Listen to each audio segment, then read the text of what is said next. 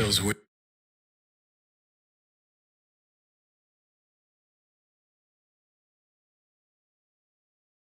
Hello, everyone, and welcome. Today, we are here going to be reviewing Nightmare on Elm Street. Possibly one of the most iconic horror movies of all time, and honestly, one that really did change a few things in the formula, but not too much. It's not like it was that big of an impact like Scream was, or Halloween, but it did pretty good for what it was worth. Today, we are here with Billie, Petal, and of course, Puganator 2020. Good to have you guys back here on the show again. Thanks for having us. Thank you for having us. Honestly, I love these films. They are some of my... Well, mainly I like the first one. Second one's not too bad, actually. The third one, well, luckily enough, we're not going to watch that because that movie's cursed for us for some reason. Because apparently, even I can't watch it on YouTube even though I paid for the rent. For the rent a movie. And I swear to God, I will never know how that worked. I even got my money refunded. Even though it was only $1.99, but still, it's $1.99 wasted. I swear to God, that's the reason why when I heard that they wanted to change to Nightmare Only 1 and 2, I was like, thank Christ. We couldn't get the DVD to work. It was like, it just would not. Is that movie cursed with us or something? The Nightmare 3? Like, what the hell? It's like 300 days and nights of day, or days of night. I can't remember how 30 Days of Nights. 30 Days of Nights. Thankfully, they refunded my That money DVD on never worked Amazon. for us. Remember, it always cut out right at the last. Yeah. 45 Luckily enough, minutes. I just found out from YouTube earlier that my purchase didn't go through. That's another reason why the movie wasn't working. The other is because the movie actually was glitching out. So, yeah. Not a surprise. Hey, I get a free movie out of it, which is pretty awesome. I say that's something good. Let me see. Right now, we're mainly talking about Nightmares 1 and 2. While 2 has a bit of a reputation back then, it is pretty much your standard horror movie sequel, but it's a decent one in my personal opinion. Thought it was interesting. I liked the take that they took with it. That was surprising. That was a twist. Yeah. But we'll be getting to that one in a moment. We'll be going for Nightmare on Elm Street, the very first one, made by Wes Craven, the same guy who created Scream. And the Fog, Lord. right? Did he do Fog? No, that's Carpenter. No, that's Carpenter. Pardon me. No worries. But, The yeah. fact that you know it is good. Carpenter and Wes Craven are two of the most famous movie directors in the horror genre you'll ever know. Right. Because John Carpenter was also the guy who made possibly one of the best soundtracks you'll ever know, especially for the Halloween franchise. Like, all the stuff that he's done for Halloween 1 and 2, that was all him. Which is insane to think, because the dude is an absolute genius. Yeah, he's good. Alright, so we still the same rules as usual. We go by categories: story, characters, music, design, and of course atmosphere when it comes to movies and all the other stuff. Genre, all the other fields. Except for video games, that's gameplay, so that gets its own category. So, what? That's the phantom in the attic. Please ignore it. One of Yeah, the dogs must have jumped on him. Don't worry, guys. My house may be haunted, but most of the spirits are nice, sort of. Anyway, at least there's no. We won't go there. So, let's start out with honestly the biggest one, story, mainly for the very first. But Aren't we going to do our thing where we do Our our score? oh yeah, give me just a second. What did you think? Actually, here's actually a question that a few of my fans actually wanted to ask you guys before we get started. And this is not like a Retro Evolution or anything. This is actually just questions that fans have asked because they wanted to know. Okay. First question is for you, Puganator. How did you get into horror movies, honestly? Because one of them said that when they were younger, horror movies absolutely terrified them when they were younger. Well, that was you. Yeah, me too. I understood completely, but they wanted to know, how did you get so into horror movies at such a young age? My mom was into scary movies. My older sister was into scary movies. So it was just a given. We would stay up late and watch, what was it called? What? Well, the Twilight Zone too, but also I can't think of the name of that show. We used to Creature Features. Oh. Yeah, every Saturday was Creature Features, and they had another one on Fridays too that we would watch too. But not Creature Features was like a given every Saturday. And we had babysitters that loved horror movies, so we were always watching horror movies. That's a joke. Yeah. Yeah, no kidding. What about you? What got you into movies in general? Oh, I didn't want to get kicked out. Yeah. Or else.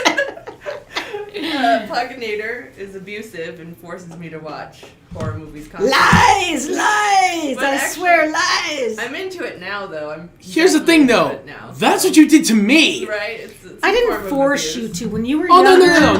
no, you did I not just force me. It's conditioned just you. after I got older. Yes. It's conditioning. Yeah. No, Yeah, because I'm I into it kept now, I though. kept the horror stuff away from you when you were younger Yeah. until you were emotionally ready for it. Could handle it. I was emotionally ready for it at a very early age. I've only had to sleep in your bed twice, so it's all good. But they were mainly like movies in general. What got you so interested in them? And movies in general? Yeah. Because there's a lot of people that were wondering that you definitely love movies, as you've stated before. What was the first movie you ever watched, and how did you get so interested in movies afterwards? Apparently the first movie I ever saw, like, in the theater was Starman. And I went with my mom and my aunt, and I was really, really well behaved. I think I was like maybe 2, maybe. Wow, that's so young. Yeah, I didn't cry until the very end when my mom and my aunt started crying. It must have been sad. I don't remember It's that very movie. sad, and it's like a happy sad. It's complicated. Yeah. However, there's also the harsh end with Old Yeller. Don't talk about it. I hate that movie. Movie is so good until Old Yeller gets shot. it's Sorry for ugly. the spoiler We're alert, gonna- but I would we're rather gonna save roll all with, you like- children from Right. being scarred for life. We'll roll like with Phoebe, where her mom makes the movie end right before he gets shot. Oh God, I remember that was a episode. Friends reference. Excuse me. Actually, I was surprised that they actually did that. I'm like, Right? I know a few parents that would be willing to do that. I think the first movie that I remember actually seeing like on our old school TV was like Star Wars. I think it was the second one, or Indiana Jones. It was like on TV, movie night or something like that. It's art. It's like a book that's been turned into a theater. visual. Yeah, it's amazing. I love it. I love movies. My mom loved movies. So. We like story. We like books. So. Yeah. And It's just books another are form of storytelling, but yeah. it's visual. Visual. Yeah. So that's why I love movies. Yeah, honestly, I think the first movie I ever watched was Angels in the Outfield. Surprisingly enough. Oh my And God. I found out years later that was a remake of the original from the 1950s. Oh, okay. I was like, "Are you kidding me?" I still love. I even watched the original one. I still love the newer one though. That was. I mean, that was a classic. I can't even begin Fathom, right? to count how many times we watched that. Hundreds, probably. Right. My case, thousands. Yes. I was younger. Yeah, he I know that kind of movie from watched- beginning to frickin' end. It's actually kind of scary, guys. Yes. I He'd even know stand in front every of the frickin' television. line in that movie. It's Is that that Christopher ingrained. Lloyd? Yeah, Yes. Christopher There Lloyd you is go. Al. All right. He'd stand in front of the TV in his underwear, watching it right up close to the TV. Well, It's that's art. That amazing ruined to my know. that ruined It's my like- eyes for life. Don't stare in the TV too close, kids. Trust Well, me, it we ruins did- your eyes. we did Look tell at me. you. I cannot see this right now. I'm looking at the screen and all I see is blurs. That's Not why worth it. We told you though, but Well, that's sort of the beauty of like movies is that it's like it can bring all different sort of things out in you. It's like an experience as well. It's each an art individual's that you can experience. experience is different. Yeah, it can make you cry. It can make you stand in your True. underwear. You know. Actually, that was the movie that got me into baseball in the first place. Right. So that's actually how I became so good at baseball itself as a whole. Even in baseball games, as you guys seen with my earlier streams when I first started, Right. I was playing MLB The Show. I actually took all I learned from real life and put it into the game, and I just started rocking it. But yeah, it shows that movies can actually have a very big impact if They you can, yeah. have the right Very. ones. That's art for you.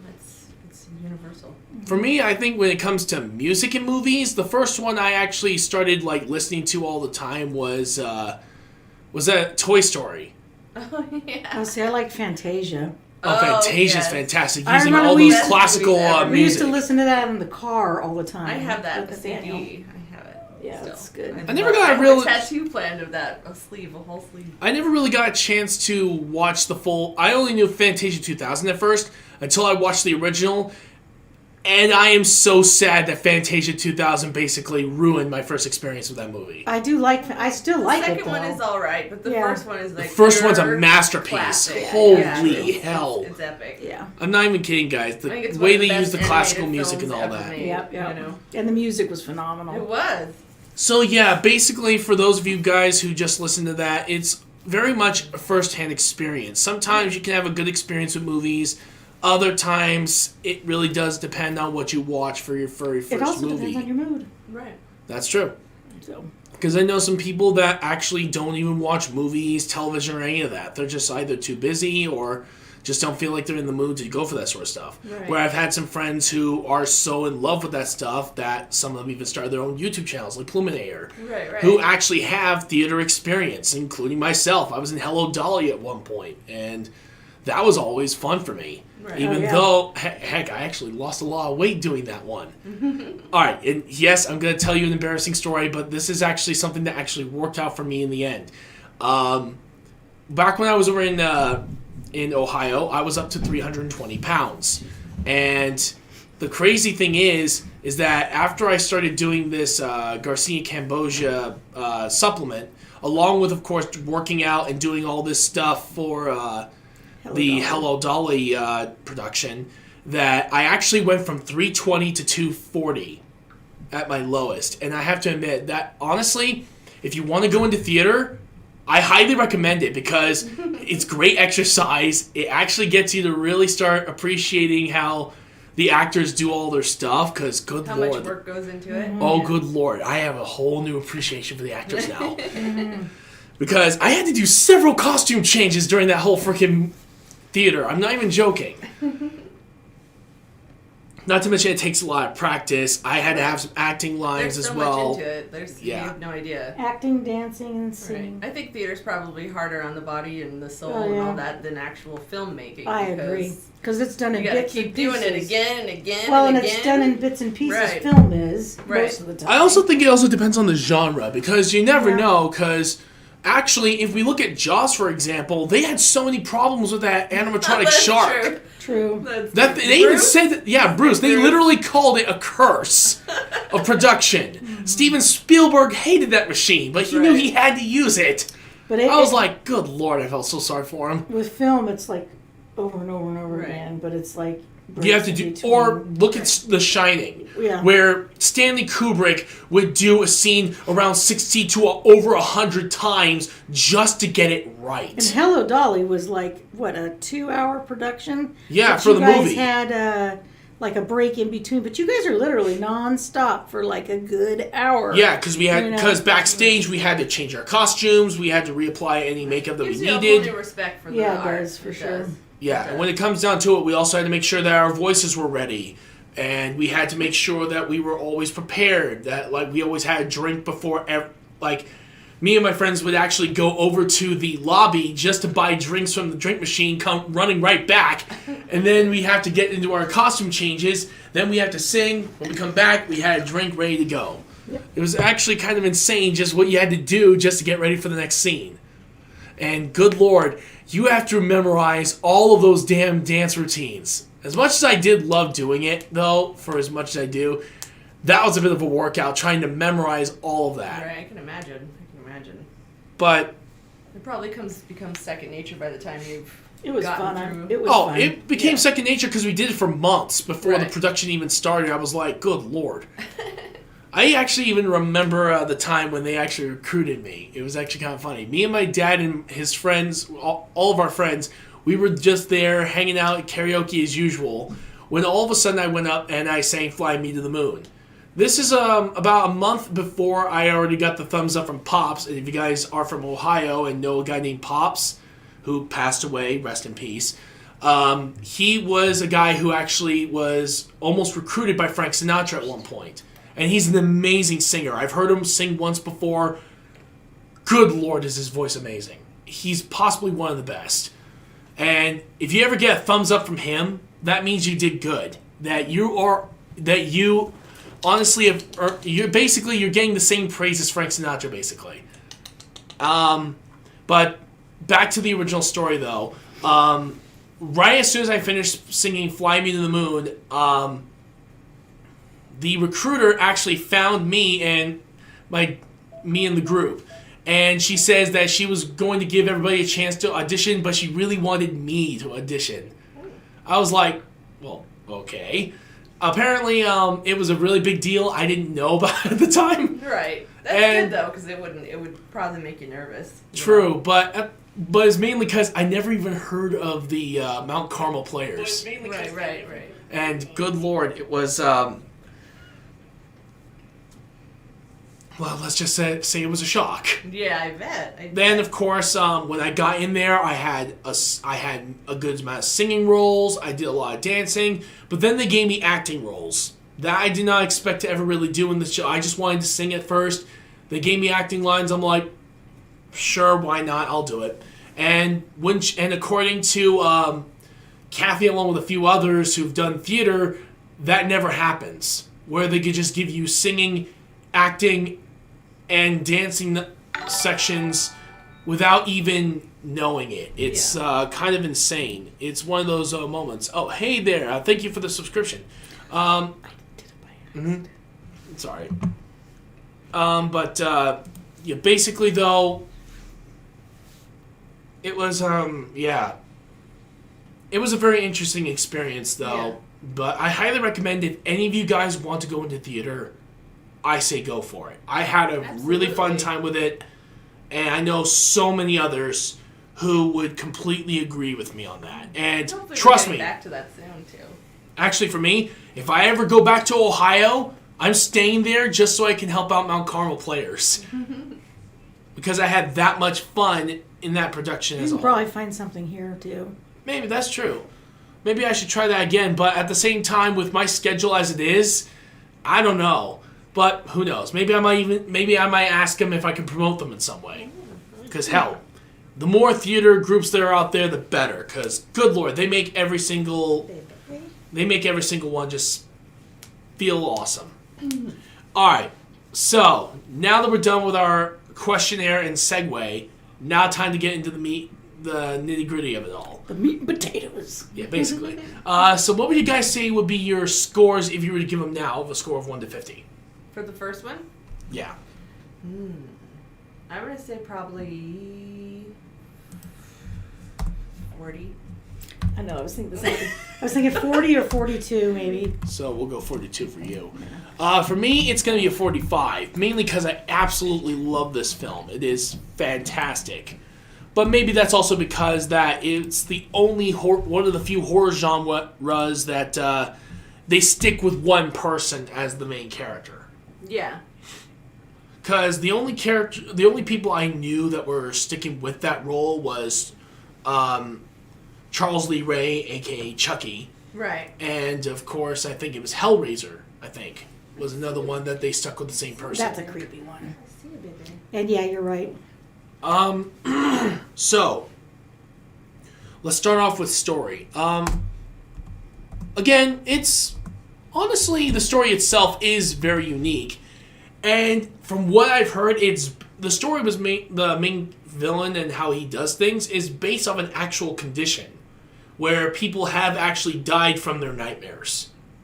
I don't remember the name, but it is a very horrifying condition I wouldn't want anyone to go through at this point. I remember being told when we were younger that if you, died in your dream, yeah, you die in real life. Or if you fell off a cliff, or, I don't know. I know. Like the Matrix. I know, it's really scary. No, I didn't like true. that. They told, that was like a rumor when I was a kid, too. So I believe there's probably a condition for it. There must be.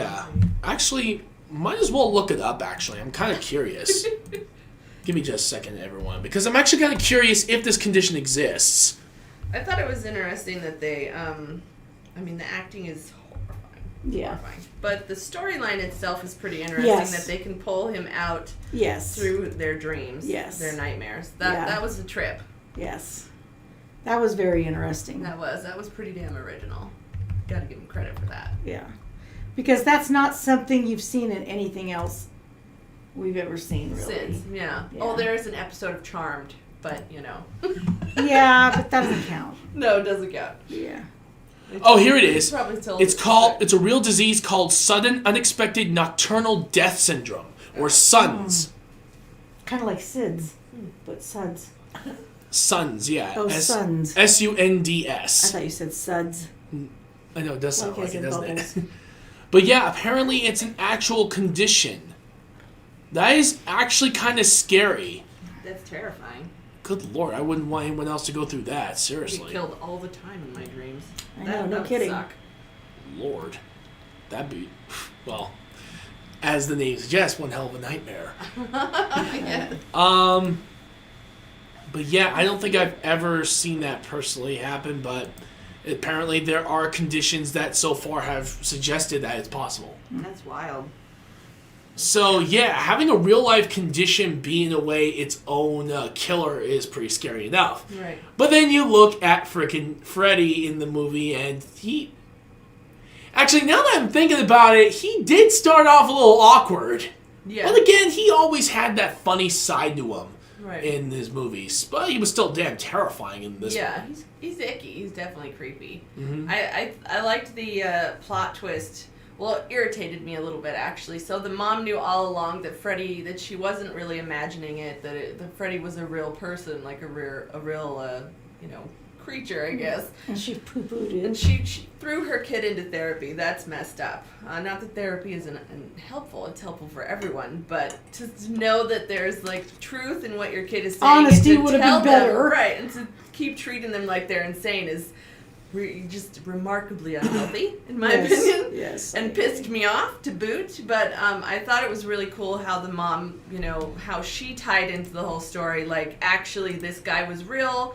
We killed him, with vengeance and so forth. Honestly, I also... Vigilantism? Also, I also like how there is an excuse as to why he got away with it. Right. And it was because they were so overconfident in thinking that this whole thing is going to be an open shut case. Like a clerical error, basically, right? It was an error because there was no warrant for his arrest. Right. Because of that, straight ahead with it. Yeah, basically because of that, he was free to go. Right. Because there was no cause for him to be arrested, and because of double jeopardy, you can't arrest him for the same crime twice. That's wild. Yeah, So, that was a very good plot twist. That was brilliant. Yeah, that was incredible. Well done for them really actually delving deep into that and really making it seem like a real life scenario that a criminal could get away with it if people weren't they were cocky and gung-ho and didn't... A little too confident in what they think they know. And clearly the police are wildly incompetent in this film. Because she's literally, remember, she's screaming from across the street for help. And they're all just standing there like, oh, look at that teenager being a cray-cray. No help whatsoever. That is until the house is on fire. Until the house is smoke on fire. And then it's like, oh, well, maybe we should saunter over. Yeah. Yeah, still, Wes Craven did a fantastic job with writing and directing. He did a fantastic job with all this. And not to mention, he made his characters so damn relatable. And really funny at the same time. I think it's pretty cool. Especially for the 80s. So we're voting on story first, right? Yeah, we're doing mainly scoring on story for right now. I'm going to give it a 10. A solid 10. I thought it was pretty original. It's very original, personally. I'm with you. I gotta give it a 10. Yeah, I'll give it a 10. Because what other... It's going to go lower in the other areas. I know. Might as well. Actually, here's the thing. What other movies have you ever known where it's gone that original? Yeah, I actually haven't seen anything since then that's even remotely like that. Right. So, that's pretty original. That's quite... So, fantastic job from Wes Craven, who actually did a really good job with making this one himself, personally. Alright, now we're going on to characters. Now, characters, in my personal opinion, I actually do like the cast they had for this movie. They had, of course, personally one of my favorite actors of all time, Robert Englund. Yeah. Oh, well, he's a given. Dude, yeah. He's a given in all the movies, really. Yeah, because, good God. He's creepy. Yeah.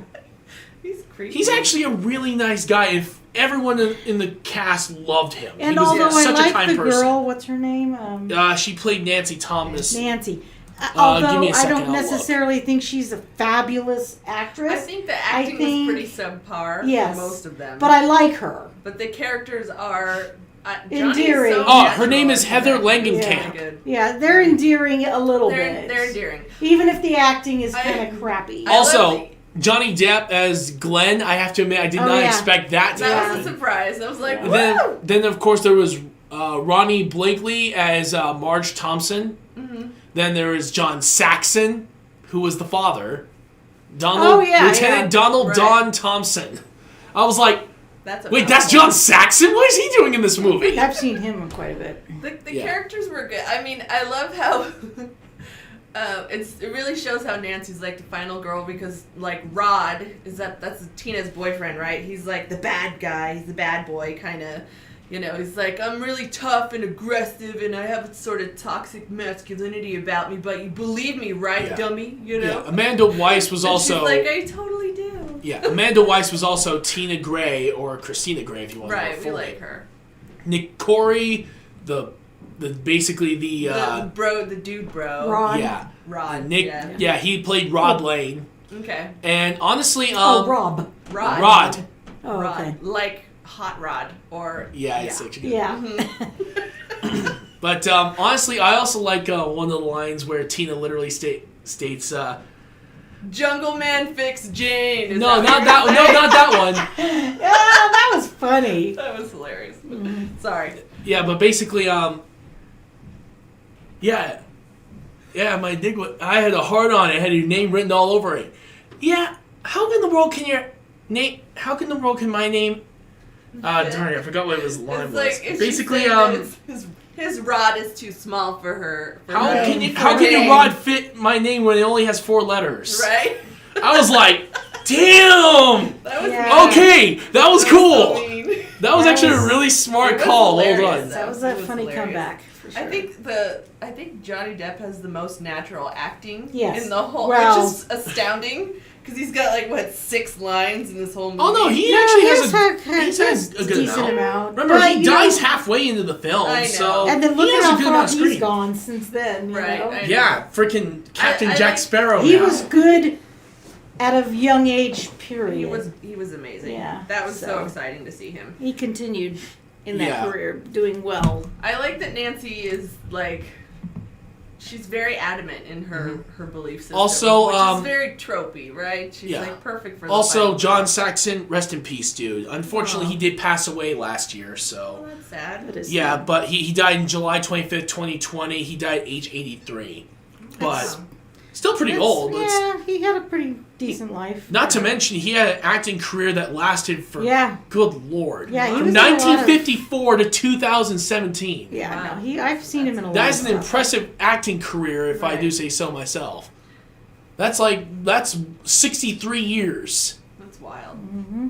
So But he's her dad, right? The Yes. sergeant. Yep. You know, it's interesting. I don't know if it's just a horror movie thing, or if it's just for teenage genre movies. Like the parents are always wildly incompetent. Like I don't know. They're Like idiots. they're totally oblivious. Well, or they're like, no, you're just okay. being a crazy Okay, teenager. first you of know? all- See, my mother wasn't like that at all. No, mine either. okay, first of all, Saxon wasn't trying to believe her, saying that she was an idiot. No, It was it's an unlikely I'm possibility. I'm Yeah, generalizing about the parents. that is true. Parents in the movies in general are really represented poorly. They're just Yes.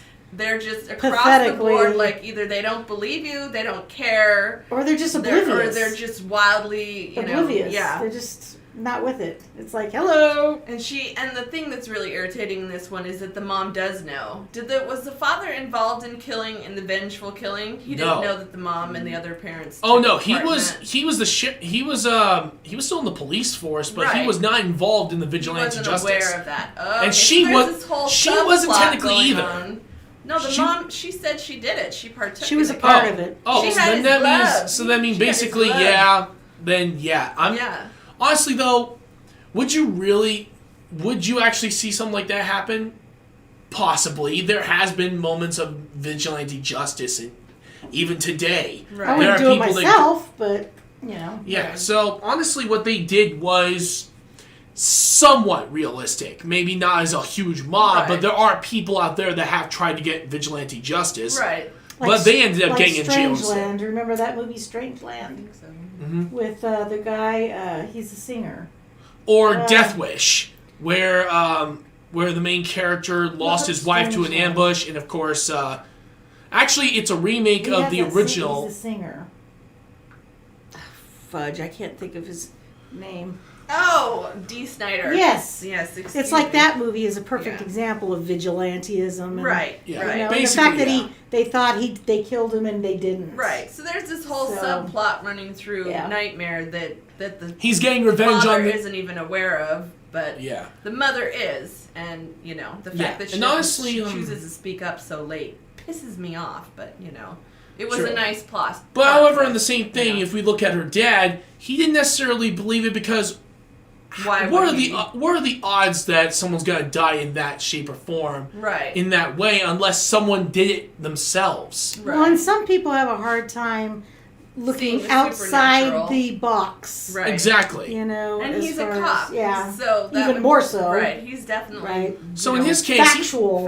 Exactly. Yeah. So in his case, I would completely understand why he was doing what he was doing. Right, but and I even would though still take care, and if your he kid still was saying, he still was considerate of his daughter. It's just that he knows that there's no way that could have happened. Right. And not to mention, even he knew Freddy Krueger was dead. It's just it seems to be like a trope that the parents, no matter what genre you're in, idiots. don't have a clue really. Actually, if you take a look at Child's Play is different. The mother found out pretty quickly that the doll was possessed, and she actually convinced the cop to help him out. And the cop actually did try to help them. That's a good twist. So that's another one. Or if we take a look at Jeepers Creepers, the father of the child in the second movie, after he lost his youngest son, went out and tried to kill that thing. True. So, and not to mention, he helped those kids out as best he could. Yeah. That's more modern. Aren't those more modern? Yeah, but I'm showing examples from both past and present. Child's Play. Child's Play's not really. Exactly. modern. Child's Play was in the 80s. So all of I've seen, they've all been Child's Play was in 1989. So that's the reason why I'm going from past and future. I know what you're saying, though. Right. Because I've seen a lot where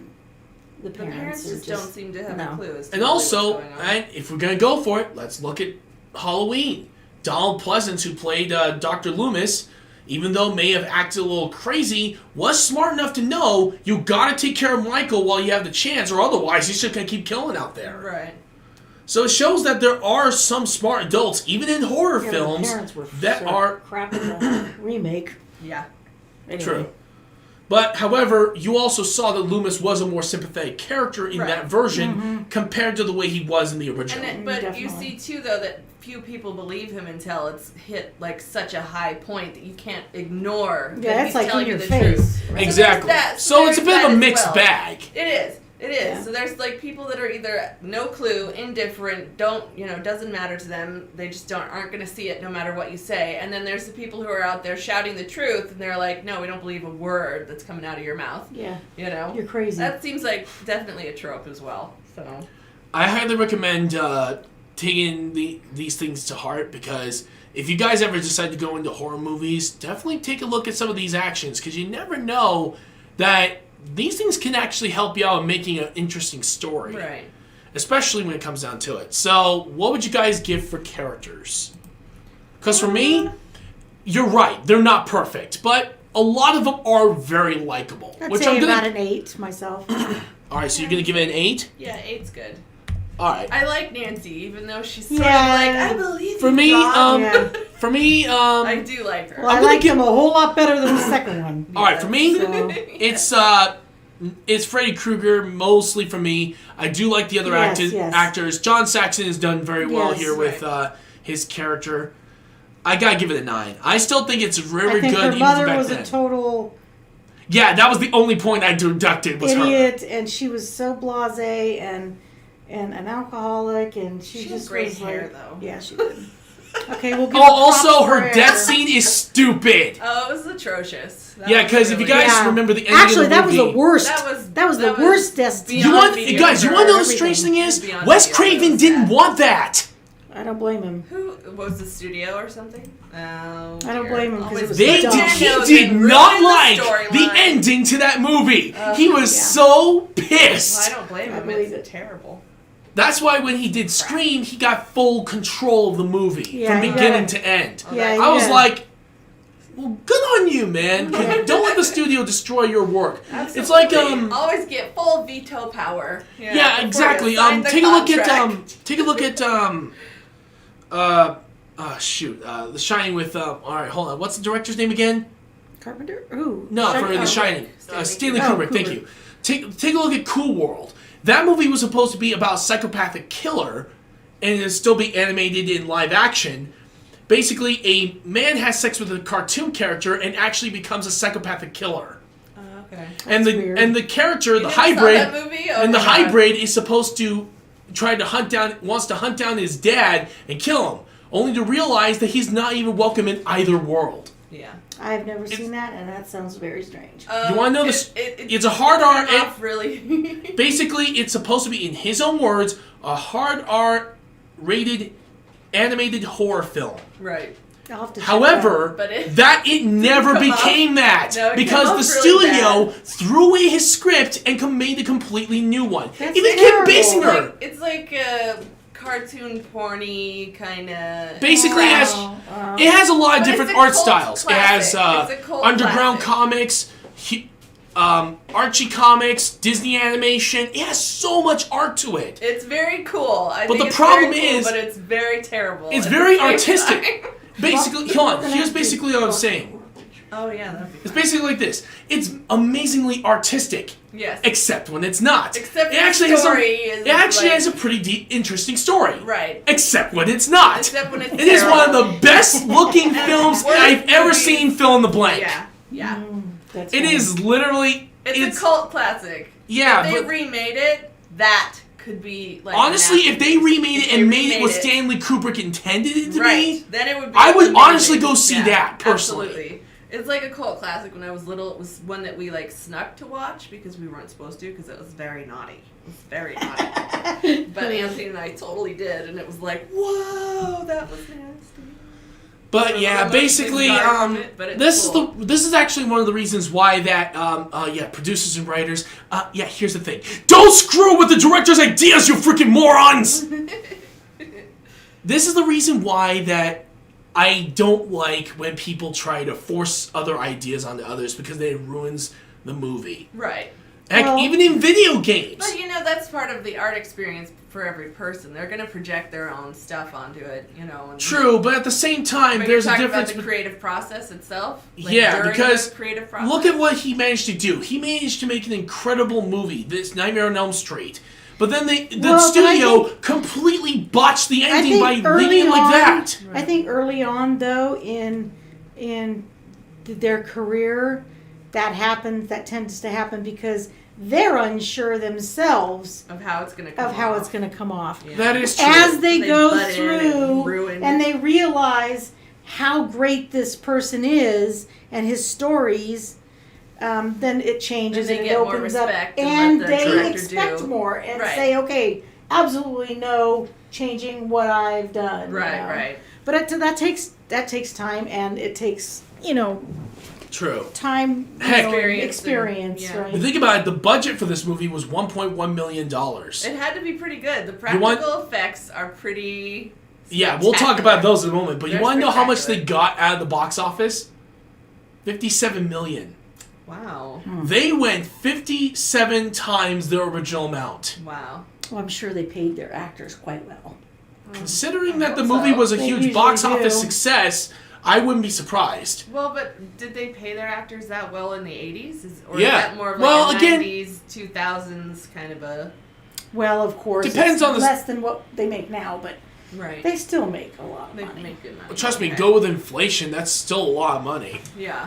But yeah, basically, as you guys can tell, that Sorry. depending on creative freedoms, you really gotta give a director a chance to really show their stuff. Yes, it's a bit of a risk, but if you do it right and you have the right director for it, then yeah. If his idea is good, go all the way with it. Don't Right. try to ruin it at the last second or just completely throw the idea away and make something of yourself. Right. Hell, even Kim Basinger, one of the actresses, was trying to change Cool World back then. Was she? She was one of She the was actresses. in it? Yes. Yeah, she's Oh. she's Holly. Yeah. That's no surprise. Actually, you want to know the strange thing is? She's There's actually. iconic in that movie. You want to know the actually. strange thing is that, I'm gonna go segue It's here, kind of but like the Roger Rabbit. But it's like Basic- super triple a darker, X, yeah. naughty basically, version of it. I know I'm gonna I gotta segue watch here, it but now. this is actually kind of It's important. fun. It's- One of my friends can't actually, take it seriously. one of my friends actually stated that if you notice that that Miss Hollywood is the villain of the story Right. of Her name all is things, I'm like, Hollywood. Yeah.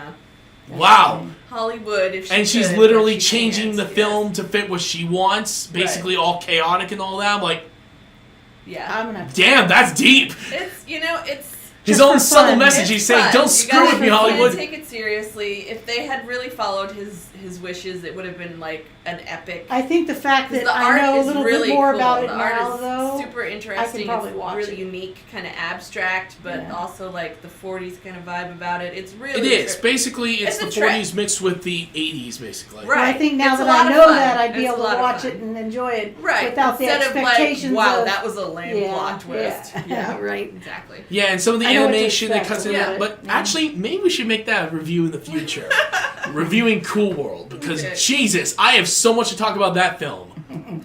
All right, wait. We have to get back to Nightmare. I know. Sorry about the segue, everyone, but God bless it, I had to bring that I up think because it's really, that's a great example of it is of where creators tend to take away from the director's vision. exactly. There was such potential, and it got all crapped. Only at the ending. Luckily enough for this movie, it was just the ending. Well, Everything else was mainly Wes Craven. are we back on Nightmare? Yeah. Okay, I thought we were talking about. Oh no! I'm not talking about Cool What were World. you gonna ask? Okay, I was just gonna say that I really for the practical effects, I really thought it was trippy. Like they did a lot of really interesting. Are we on stuff practical with, effects now? Nope, we're on the Excuse music, me. honestly. Okay. But however, we will get. Skipping ahead, are you? Pardonnez-moi. No worries. Well, My faux pas. don't worry. We're gonna get into. Music that in a minute. so-so. I think it was fun. It It was was okay. sort of like rocky, peppy pop, kind of creepy. You can definitely tell that he really Very did like. 80s. It's Yeah. very 80s. Honestly, I do like the I music. thought it was fun. I thought the music was fun. I'd give it a 6. It wasn't my favorite. Well, it's not super creepy. It's No, like not at all, really. it's like tubular, gnarly. Yeah. More creepy like it. factor. Actually, for me, Yeah. I think the music actually, like the theme song itself, builds an air of mystery more than it really does build horror. Scary, yeah. It's Which I creepy. think is a cool idea because think about it. No one really knows how It's this so whole dream thing typical works. 80s too, really. I mean, it's a like, hard wow. 80s vibe going Yeah. on. And I'm it's gonna a give it bit- an 8. I'll But give the it an 8. whole movie was hardcore. 80s. 80s. Oh, Yeah. God. Yeah, the rest of the dress, the characters, Oh, the hair. everything. The I'm hair. gonna give it a 7 personally for me, but I still think that the theme song itself, I do love because it does add an air of mystery rather than any creep factor or scare factor I added just into thought it. it was fun. Like That was Friday my the first 13th with its theme song is more creepy. Right. Same goes with, It of is. course, Halloween. Child's Play. And, of course, for Halloween, it is very much suspense. Right. Where But it's this kind of one, a whole lot of this that, one's yeah. mystery mainly for its theme song. Yeah. So I'm going to give it personally a 7. I want to go back to a 7. I'm going with you because it's not really horror. It doesn't have a horror movie vibe. I in stick my to opinion. 6. Which honestly is not a bad thing, though. It's not a bad thing that it's not horror because in a way, I really like Freddy the, is a mysterious villain. There are very few It villains, kind if of any almost villains, that does reminds it. me of back in the old days when we used to go to the roller skating rink. Oh yeah, Because I grew up in the 80s. yeah. And the 70s, late 70s. We had a so, little bit of when I was little. We had a little bit of Yeah. roller rinking going on. Yeah. Roller rinks still exist, people. Go to them. I can't I roller like skate for the the, life of me, though. I like the I'll always the fall on my rhyme ass. for Freddy. The Freddy's coming. Oh, for yeah, you. the little 1, rhyme, 2. yeah. Freddy's coming. I thought that was cool. Yeah, that is. That's that pretty is. iconic. Yeah, that's one of the most iconic songs in the franchise. Right. Because, good God. Gotta give respect for that. It almost feels like it almost has that sort of a Lizzie Borden type That of. was yeah, it does, and that was 'cause, the creepiest Actually, part. I think that is well, there's a child rhyme that isn't that, but that is Once exact. you buckle your Yes, shoe. yeah. Yeah, there's It's based off of that. Lizzie Borden is But it does kind of remind me of Lizzie Borden too. Lizzie Borden basically is took an axe, gave her took- father. Lizzie Borden 40 took an axe, whacks. gave her mother 40 whacks. When she knew what she had done, she gave her father 41. Oh, Yeah. I don't know. My verse is slightly different. I think it depends on your school district. It might be. I think that's that was like the creepiest. Mine was a little bit darker because really it basically puts the shows edge of that creepy. She gave her father 40 whacks. When the job was nicely done, she gave her mother 40. I think the reason why That's that how it went. I think Okay. the reason why that my teacher taught me that one was because Your in a way teacher it, taught you that? yeah Wow. she loved murder stuff basically That's like exciting. the murder mysteries basically. So when Okay. she had heard about the legend of Lizzie Borden, she made that version of her rhyme because she liked how it turns out that when she knew what she had done, she had then decided to go full on psycho and kill her father with 41 Right. strikes instead of 40. No, her mother. No, it's No, her wait, father who it got is- 41 strikes, remember, Took in the an case. Gave her father 40 whacks. No, it was her Your- father your who got mom is the 41. mom and his is the dad. Yeah, It's that's- switched. We'll have to Google it at some Yeah. point. Okay. Yeah, but we'll Google that in a little bit, actually. Cause I'm gonna stick with my 7. Yeah. Yeah. Alright, so now we're going on to design. This is, in my personal opinion, one of the best parts of the film. I actually do think so too. I do too. Because it was creative and I actually think the practical effects for this franchise are actually more impressive than the Halloween because there's like a whole like They go full on they go- creative yeah, they with did. that one. They Yeah, really did. yeah. I'm gonna give that a 10. I Yeah. thought it's so iconic. dang too. it! This is gonna. I already know my It's score gonna is go over be- your score. It is. It is. Yeah, I probably would do 10 too because it is very, and it's original. It's gross. And it's original. It is original. It's very You original. know? Yeah, So because- it keeps showing up in a body bag. I mean, I personally would not follow my dead friend out into the hallway if she showed up at class. You know, I'd want to stay in my seat. Yeah. But it was really incredible how she looked. They really did a really incredible Their job on cinematics that. was Yeah. very good. Yeah. I remember. The bed scene with when Glenn buys it. Well, when Tina dies, that was shocking. That was That's impressive. Actually, Yeah. strange thing is, 2 of the kills in that film, they actually used a rotating room. And you can tell. Yeah. It's That's that was awesome. The one with disturbing. Yes, it All right, was. It was for very Glenn- awesome. all right, though. hold Tina's on. death is probably one of the most Best. incredible Most death graphic scenes. and- No, I have to say, disturbing. for me, it's got to go with Glenn. Well, He gets dragged into his bed, and then a huge geyser of blood that's, shoots out from the that's freaking bed. cool, It's but cool, you don't but I've see seen the that harm. before. But you don't see what the harm that happens Yes. to Glenn. That You is see the true, yeah. aftermath. Yes. Whereas Tina is You literally see the being whole thrown thing. around by Yes. this invisible force. Yeah, it's almost like That an is terrifying. exorcist. Yeah, you know, that it's- is terrifying. Yeah, that is terrifying. I think she had the best. Yes, I agree. Death scene. Definitely. But for what it was worth, though, yeah, there was actually a bit of an accident that happened during on set. Apparently, remember that geyser of blood I mentioned? Mm-hmm. Well, unfortunately, it caused an electrical issue. Oh. Where, there's now electrified blood water. And, good lord, everyone had to back away from the stage until they shut down the electrical grid in that building. That makes sense. That So I'm was a lot like, of fake oh, blood. good. Yeah, Yeah, it- that I was think it took them like a couple of hours before they finally had to go back in there. Bloodbath. Yeah. Yeah, they I actually... mean, that's shocking. Because this is the No first pun time I've ever intended seen for it. that one. But here's the thing, though. Yeah, it took them like 2 hours before they could go back inside That and makes do them. sense. That I'm was like, how many yeah. gallons of blood did they use for that? I honestly don't know. It probably but wasn't blood. It No, was, I mean No, it was fake like- blood. Fake blood. Excuse me. cornstarch, food coloring, or water or something. But Right. yeah, it's definitely interesting. I'm actually That's kind of... wild. I thought, the practical effects really, they stand for themselves, I think. Even if you think, oh, the story's kind of lame, or, actually, the the acting's story's pretty terrible. good. The acting probably is what No, I thought the story was good. I'm just saying, if Yeah. everything else bothers you, Yeah. the practical effects That's bring true. it all back. That's and you have true. to have respect for the franchise Yeah, for that's that. true. Because they are some of the best special effects that I have seen in Yeah, any especially- of these, in this entire especially genre. especially in the 80s. Right. I That's mean, like, you gotta, wow, so you I have to a give them question. kudos. Right, you have to respect that. I mean, did these movies come out before, after, during the same time as the Halloween movies? And the Halloween Jason came out in movies? 1978. Okay. The Nightmare on Elm Street was released, I think, Like in early 1984. Yeah, I was gonna 84. say early Okay, so they 80s. had some progress with the practical effects. That's why they're more impressive than in the Halloween. Well, and movies. it's just a different Actually, type they of movie. were actually pretty impressive even for back then. Look at Night of the Living Dead. They actually used actual. I'm just saying, like, they actually used raw comparatively, pig organs. They're different. In those. They're different though because one is like more Halloween's supernatural, more psychological. Yeah. Well, and Freddy's more supernatural. exactly. That's what I was going to say. So it's really hard to even compare. There's a lot more gore in the Freddy movies than Halloween was pretty tame. It was more like more emotional, tense. psychological. Tense. Yeah.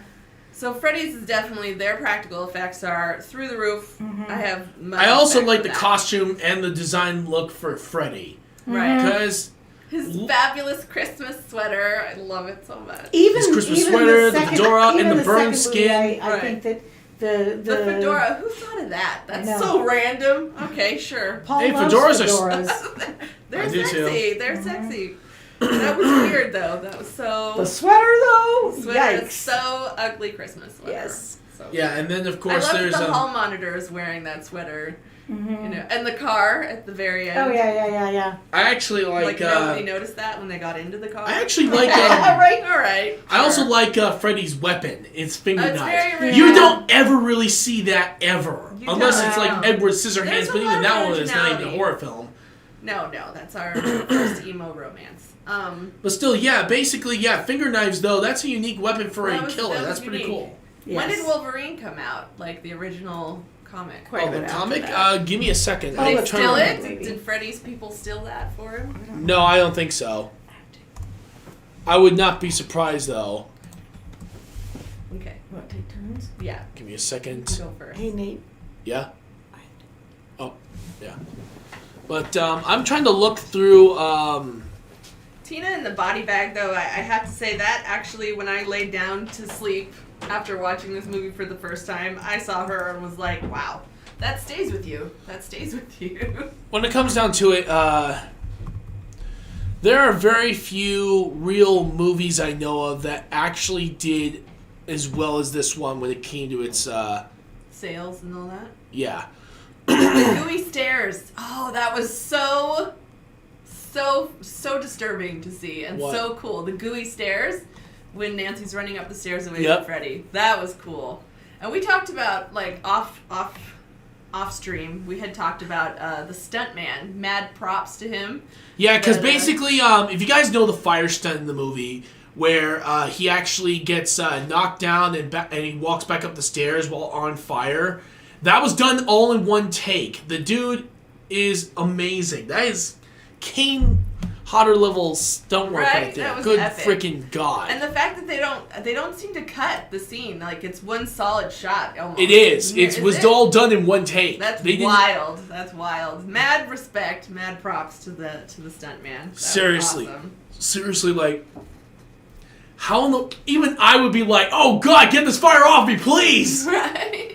It's actually kind of amazing. And not to mention, I also like how the whole Home Alone traps. Right? That was really cool. So Glenn is the one who told her about how the sort of, what was it, a Native American tribe that was not a Native American, it was different. Was it Buddhists? I'm totally off my game there. But Glenn had said that there was this culture that believed that you could bring your nightmare out and that was how you could kill it, right? He's the one that gave her that on the bridge? Well, it was an idea, yeah, but then it was confirmed later when she was able to pull out his fedora. The fedora, right. And of course a piece of his sweater. I love that Nancy is such a fighter that she looks into booby trap books and starts setting up the house to get him, you know. She had such a plan. You have to have respect for a final girl that's like, I'm going to take action and I'm going to handle this shit. True enough on that. Yeah. Honestly, it's actually kind of amazing how they did a freaking good job. We were just talking about the fire. The fire stunt that was done by I remember when you told us about that during Halloween, and I was like, when we did the Halloween one, and I was like, wow, that's amazing. That is amazing stunt work, though, for any sort of person to do. Yeah. Right. Kane Hodder would be proud. Yeah. I like how they pulled Glenn into the bed, like he disappears, like he gets pulled They actually did have him. There was actually a little trap door right under his bed. That's so when they wild. pulled him in, it actually felt like he was being So pulled now, in. why by couldn't the- they have done something better like that for the mother? They ruined it with the Yeah, they mother's did. death. Again, like I that said, was horrifying. actually, one of the strange thing is that her death. Wait, hold on. Which death? When she mom's got death. the mom's death. Oh, you mean when she was pulled through the door? Through No, the, oh, went well, through that was atrocious. But she's talking When about she's the at bed, the bed scene. situation. The bed scene. Where she gets Where the like, mom she like gets- turns into like... Okay, that was Slight Wes Craven's orb. idea. Okay, but well- however, the movie's supposed to end with that. It Oh, was with the never mom? meant to Would end that the way be- it was. So if the mom dies, would that be like Freddy's vengeance is sated? That was Yeah. where they intended to end it? Yeah. Instead of that messed Instead- up weird That weird ending they with gave. the car. Yeah. Okay. That was never That supposed was- to be But in the that's- original. So did they do that so they could keep the franchise? So they Well, could make a again, franchise? well, actually, was no. more It was like a supposed to dream. lower the. It was supposed to lower I the. thought that was supposed to be a dream. That was a dream. No, that's You want to know the ending. Here's the thing. Well, no, but I thought it was a dream. An actual like a dream. nightmare of hers. Yeah. No, because because it made sense that if she You want to know? took his power back, Guys. everything could come back from it. But Here's the thing. It was because of a censorship issue. um, The movie was going to be rated M oh, back in those days. so they put the That ending, in a way, was supposed to be a little bit more lighthearted and dropped it to an R. oh wow. Oh, how I funny. was like, are you kidding me? See, I thought it was just like I'm gonna stuck with the M. messed up. It was super messed up. I felt like because it's like everything's okay and lovely. Yeah. And you're like, well, something terrible is gonna happen because that's not. I really thought it was a dream. Hell, he hated the fact that his main character was being dragged away in a car. With an ugly roof. That Christmas sweater strikes again. But so that was just to help with censorship? Yes. That's so irrational. It is irrational, but it somehow did understand. drop it to an R. Wow, okay. Alright. Because if it was Whatever. rated M, That's weird. or basically adult, there's no way it would have been able to make it in the theaters. No, that's definitely for teenagers. That was a Good, the genre good the area, freaking the hell, audience though. they were going for. Right. I kind of feel bad for Wes Craven because that's not how he wanted his Oh movie no, to that's end. major disrespect. But at the same time, everybody, they I all get it. completely understand why they did it. Right. Even though I still hate it. Not to mention, it's still rated M over in Australia. Really? Yeah, I'm like, seriously, even that didn't change it from an weird. M. That's so weird. It's such an older, That's It's nutty. kind of interesting just how far. I like the sets in that each room has like the character's own vibe about it. I really loved how Nancy's room is sort of like it's not too over the top. It's it's pretty nicely it's like it matches the Sort the, of like a pious teenage girl, kinda- but it's a sweet teenage right girl's like pious like room. righteous like very and then Glenn's room is like totally guy like stray cat is that no it's the Stray Cats is in the other one. He had like a poster with a car and all the yeah it was very dude like typical stereotypical guy vibe about Totally. it right. That was fun. I thought the props were pretty. The setups and the that was fun. Sorry, I should I have also probably like- brought snacks. No, actually, honestly, I was hungry anyway, so that works out my favor. But I was mainly thinking about some of the sets as well. The Elm Street house, one of the most iconic houses you'll ever Right. know. Because that was cool. That that they is did actually a nod the- to that in the second one. Actually, no. This is the one house that has reoccurred in almost every single Nightmare movie except for one. That's like Amityville Horror. Right. It will always be that iconic house. Right. Right.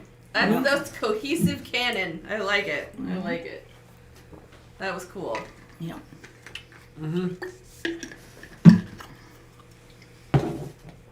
Because honestly, Okay, let us talk while you're chewing. Okay. I take issue with all the tongue stuff. That ruined tongue Yeah, action yeah, for me. I don't yeah. know what the vibe is Yeah. with that with Freddy. It's a little Yeah. pervy. Yes. Which maybe that's what they took it Yes. from with that. I don't remember what movie you said that was. What movie is that? The remake was the one that introduced him being a pedophile. Right. Which was the original concept for Freddy. It's just gross. He has a perverse vibe about him. But they could have taken that out. There's a whole sexual innuendo thing going on. However, that was also and kind of the idea of what he was doing. Remember, he was a child murderer. Right. Yeah. So, adding pedophile to it honestly kind of would have made sense why he would murder the kids to get rid of the evidence. Right. Yeah. It would, but I guess maybe that was part of the censorship thing as well. Like, yeah, that's sure. touchy, Actually, you want to know the strange thing is? That was the one on. thing Wes Craven did get rid of. Oh, okay. He actually thought that, my original idea, everything else is great, but I think this is taking it a little too far. Right. That's another reason why the rating dropped. No studio's going to back that. Yeah. Right. Nowadays, you could, yes. Yeah, with the remake, you could do something like that, which makes him even more terrifying, and makes all the other movies like, oh, holy shit, that's horrible. Right. But if we take a look at the remake, though, the remake is just absolutely horrible. What year was that one? I don't think I saw the remake. What year is that one? Did that one come out? It's bad. Basically, it's nearly a shot-for-shot remake of the original. Well, what year did it come out? We should look and see if we can find it. Hold on. Give me a second. I have to look this up. Now I don't even remember either. We were talking while you were gone about how much we appreciated that we respected the fact that Nancy's character is like a fighter. She's 2010. So proactive. Oh, yeah. 2010, okay. Like the booby traps, the book. I love that. That was really impressive. Yeah. For her character, that really, that defined her really well. Like, she's like, I'm not going to just lay down and let everybody and myself die. I'm going to fight this. I'm trying to think. Despite that nobody believes me. There's another movie out there that has the same thing, but I just can't think. I also thought it was kind of funny with the whole Home Alone trap situation. Oh yes, that's what. That that was. I swear to God, she's very ingenuitive. Ingenuitive. Yes. That's a hard word. Holy moly. I've used it a few times, so I've gotten used to saying it. But when it comes down to Nancy, it was more like watching the whole Home Alone scenes. Right. And She's endearing. She is endearing. I mean, she's sort of terrible acting sometimes. Like her enduringness. Her character is endearing. And that can. She's that so consistently the good girl. You know, that kind of takes the place. That kind of takes a little bit more pressure off her being a not better so actor. Good of a Right. actor. Yeah. Exactly. Yeah. She is We so love endearing. her. We love Nancy. Yeah. But yeah, honestly, the design of the movie is absolutely fantastic. It's one of the sets are very. They feel very physical. Yeah, one of the most creative films I've seen in years. Yeah, absolutely. The practical effects stand alone, I think, in the horror genre. They definitely raise the bar. Okay, now we're going into atmosphere. And if I were to take the ending out of the equation and just stuck with the rest of the movie, I think the atmosphere hits it round the mark. Yeah, it's pretty creepy. It's pretty good. Because it's actually genuinely horrifying. You're like, oh shit. Now, alright, so basically, if you sleep, you die. Right. That's not necessarily helping you out here. No, every time Tina comes back, it's really icky. That really is, like when the kid, they're in the class, right? Mm-hmm. And Nancy falls asleep. Right. And that kid up front is he reading Shakespeare? Isn't he? I think so. He's reading aloud to Shakespeare, but then all of a sudden he just slowly starts. About, that was disturbing. Yeah. I was like, ew, creepy. I'd give it an 8. I'd give it an 8. I think that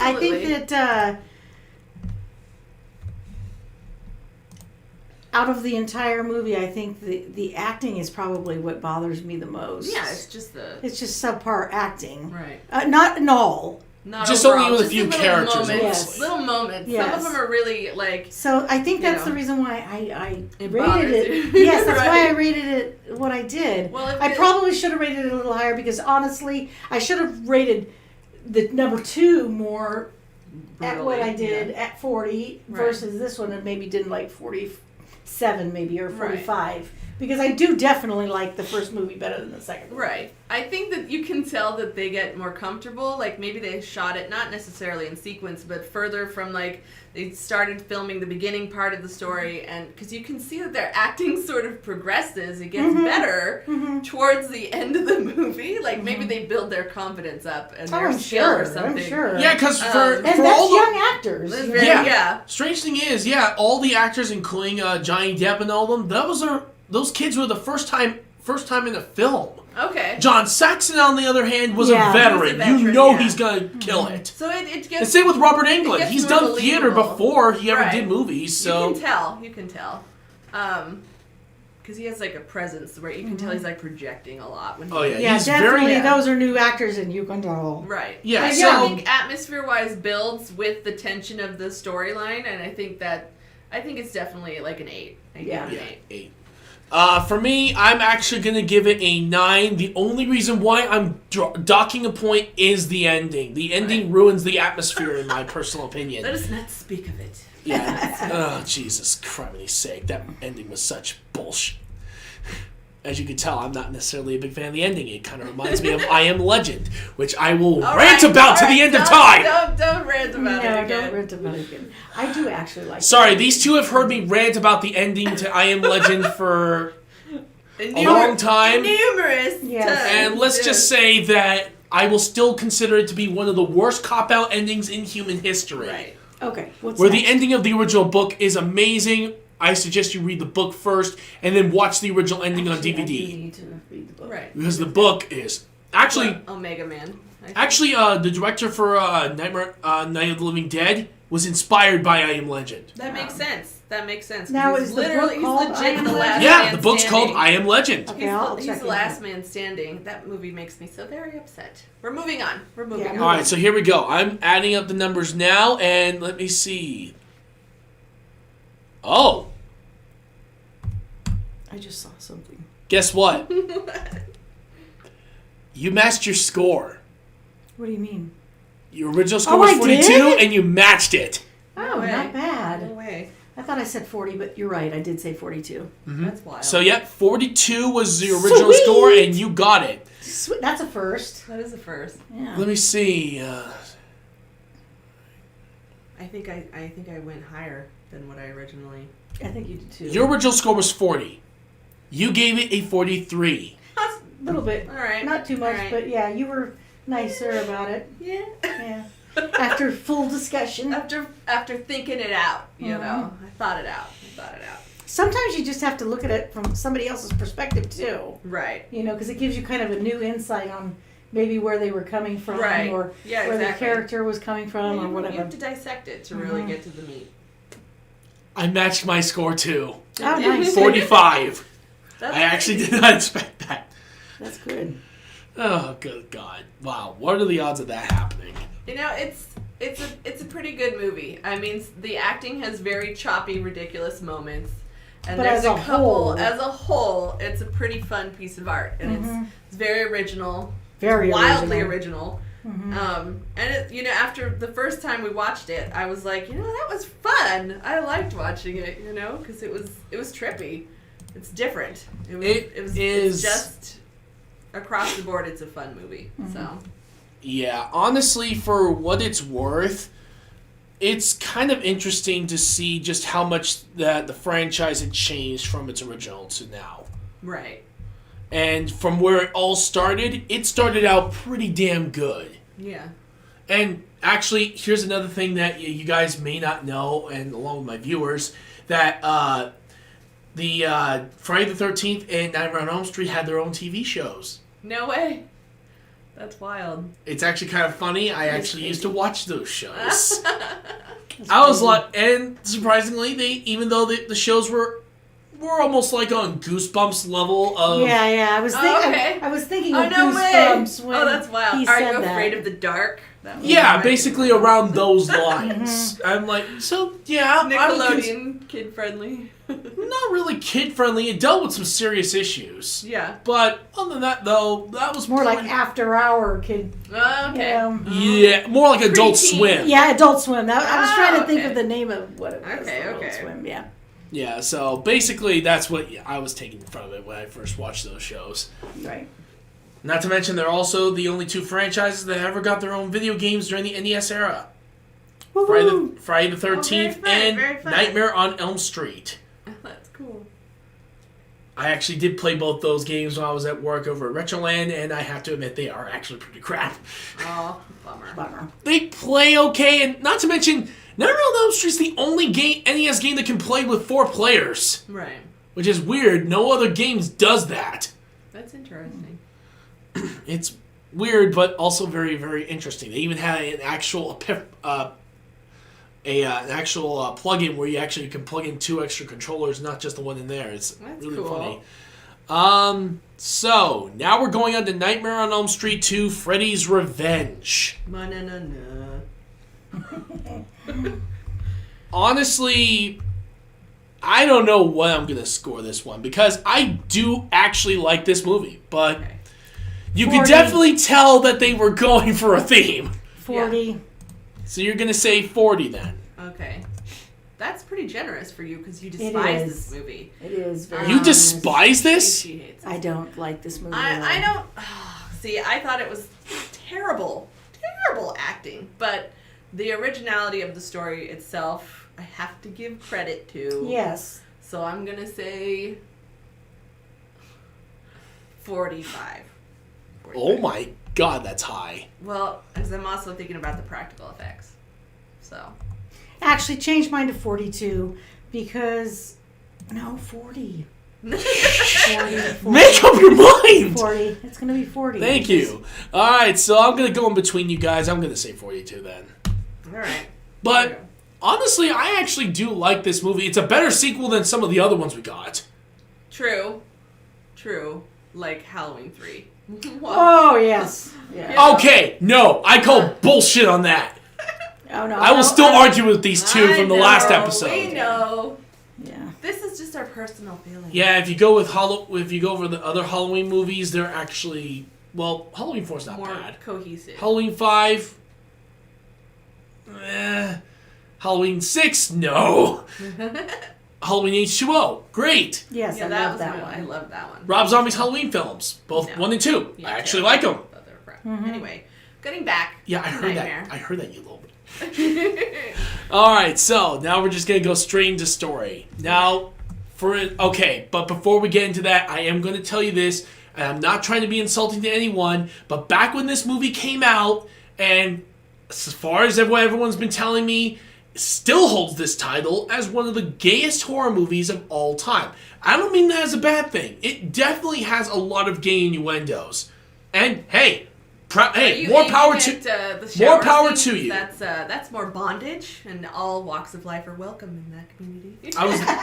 I was literally stating that more power to you. No, absolutely. Good lord. What did you think I was going to be, a homophobic asshole? No, absolutely not. I know you. Hell, I know what it means to be discriminated, so I completely understand from their perspective. So You do. Hey, I actually went to an LGBTQ club once. I remember at the college. Yeah, I actually got to hang out with a lot of people there. They're all amazing. They all love video games, movies, just like everyone else. I'm like, hey, these guys are my people. Absolutely. Hell, most of the people who check out my my Twitch channel are from that community, actually. So to know that I'm helping them, not only spreading the word that you should accept people more, gives me hope that maybe they'll start accepting my group of people eventually. Absolutely. Because even though that the condition is now being studied now and it's a little bit more understood now, we're still getting picked on every freaking day of our lives. Well, so that's ignorance. You know, people.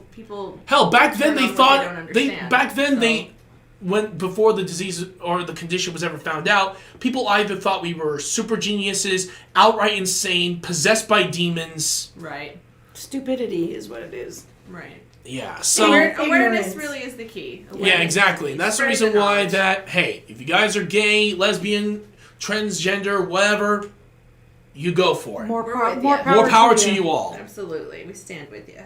So, yeah, but honestly, for this movie, I can see the gay innuendos here. I'm not joking. It's almost everywhere in this movie. I feel like there's a lot of sexual innuendo throughout the whole... I think it's a vibe for that particular era. Right.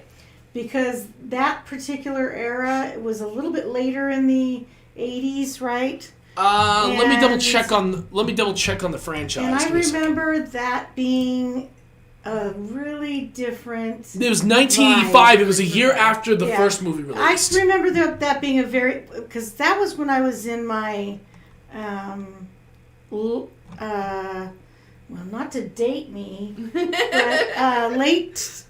I was in my early 20s, and that was a pretty sketchy, scary time. Yeah. That was when. Yeah, you were like in your early 20s, if I remember. Yeah, and that was this movie when came out. AIDS was coming out, HIV. There was a lot more gay clubs, Right. and so I think a lot of that had to do with just the era. The way it shapes the That atmosphere kind of of makes the sense, film, honestly, from the era's Yeah. perspective. So, yeah, I could see it being the way it was at the time. Yeah. Right. Yeah. But other than that, though, the story itself is actually pretty creative. Yeah. I thought the story was really the fact that Freddy, spoiler alert, emerges from his victims now instead of just, victimizes them, but he takes them over. That was like, what Different. the hell? Yeah. That was wild. actually, that was very clever, honestly. That was impressive. That's one way to do a sequel. You know what I mean? Like, Yeah. hands down, that was like, what? Yeah. So that was cool. Yeah, it's very rare to see a sequel really take itself seriously. Right, and go Especially for it. with a more serious Freddy. He was a lot more serious in this film than he was in the original. Right. Sadly, that guy though kind of reminds me of Jeffrey Dahmer for some Jesse? reason. No, Jeffrey Dahmer. No, I mean, Jesse is the character's name. Yeah, Oh, Jesse. Yes. He kind of reminds He me has of a him. Jeffrey Dahmer Yes, vibe. and that kind of creeped me out. Jesse Right. Walsh, played by Mark Patton. Yeah.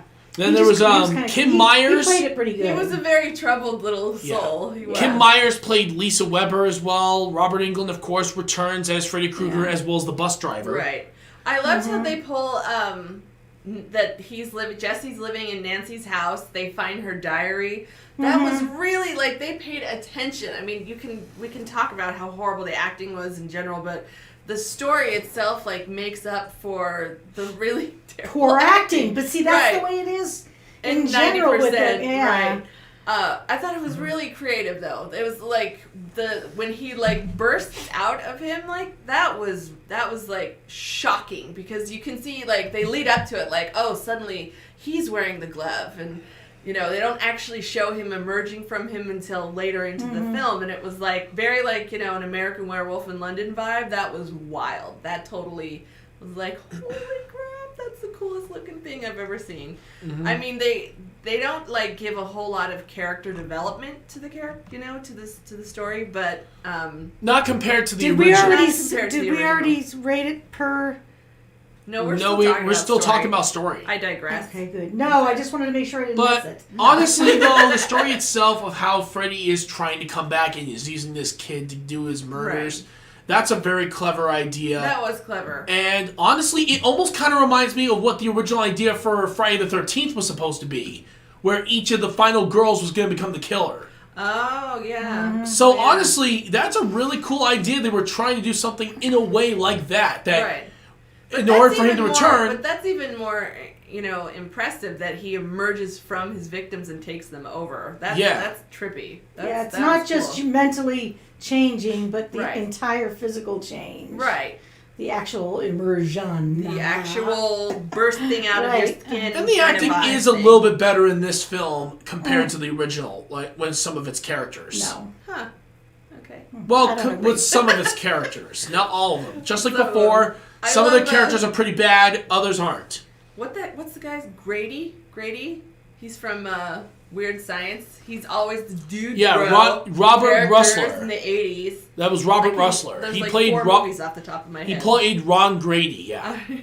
Then there was Gulager, who their was Ken interaction Walsh. together when he, spoiler alert, before he kills Grady, and you see that Freddy emerges from him. That had character development. That was pretty good.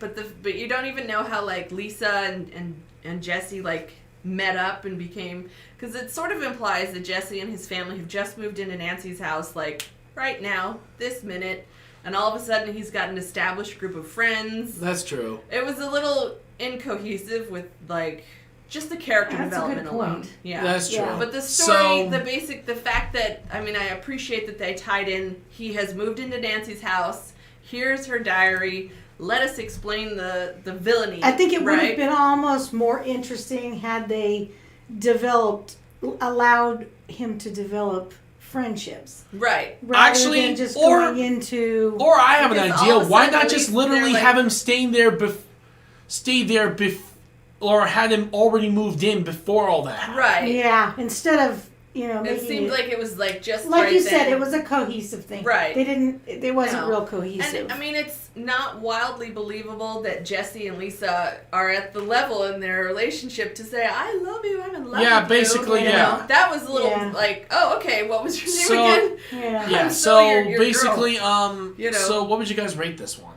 For story? I have to say, too, though, about the story, the fact that there's that sort of weird love triangle with Jesse inside of Freddy, and that sort of, like Harry and Voldemort, you know how they have that whole thing going where, like, he kind of possesses him, like. But the love inside of Harry is, like, the same with Jesse. It's, like, the love inside of him for Tina, like, sort of, or Tina. It Wrong keeps movie. trying to... Lisa. It keeps excuse trying me, to... and like, push him out. Yeah, Right. yeah. So I have to give respect for that storyline, because that was an interesting. Not to it's mention like, the whole- There's a love triangle with Freddy. What? That's Not to crazy. mention the possession story itself is actually pretty creative that's too. wild. Yeah. So the story itself, I'm going to give it a 10. That was hella surprising. I thought, All right, that was the only thing that kept my attention because I'd the say- acting sure didn't. I'd say an 8. I'll give it an 8. all right, so you're gonna give it 8. Oops, More of a score because I. it's Craven. Who? Sorry.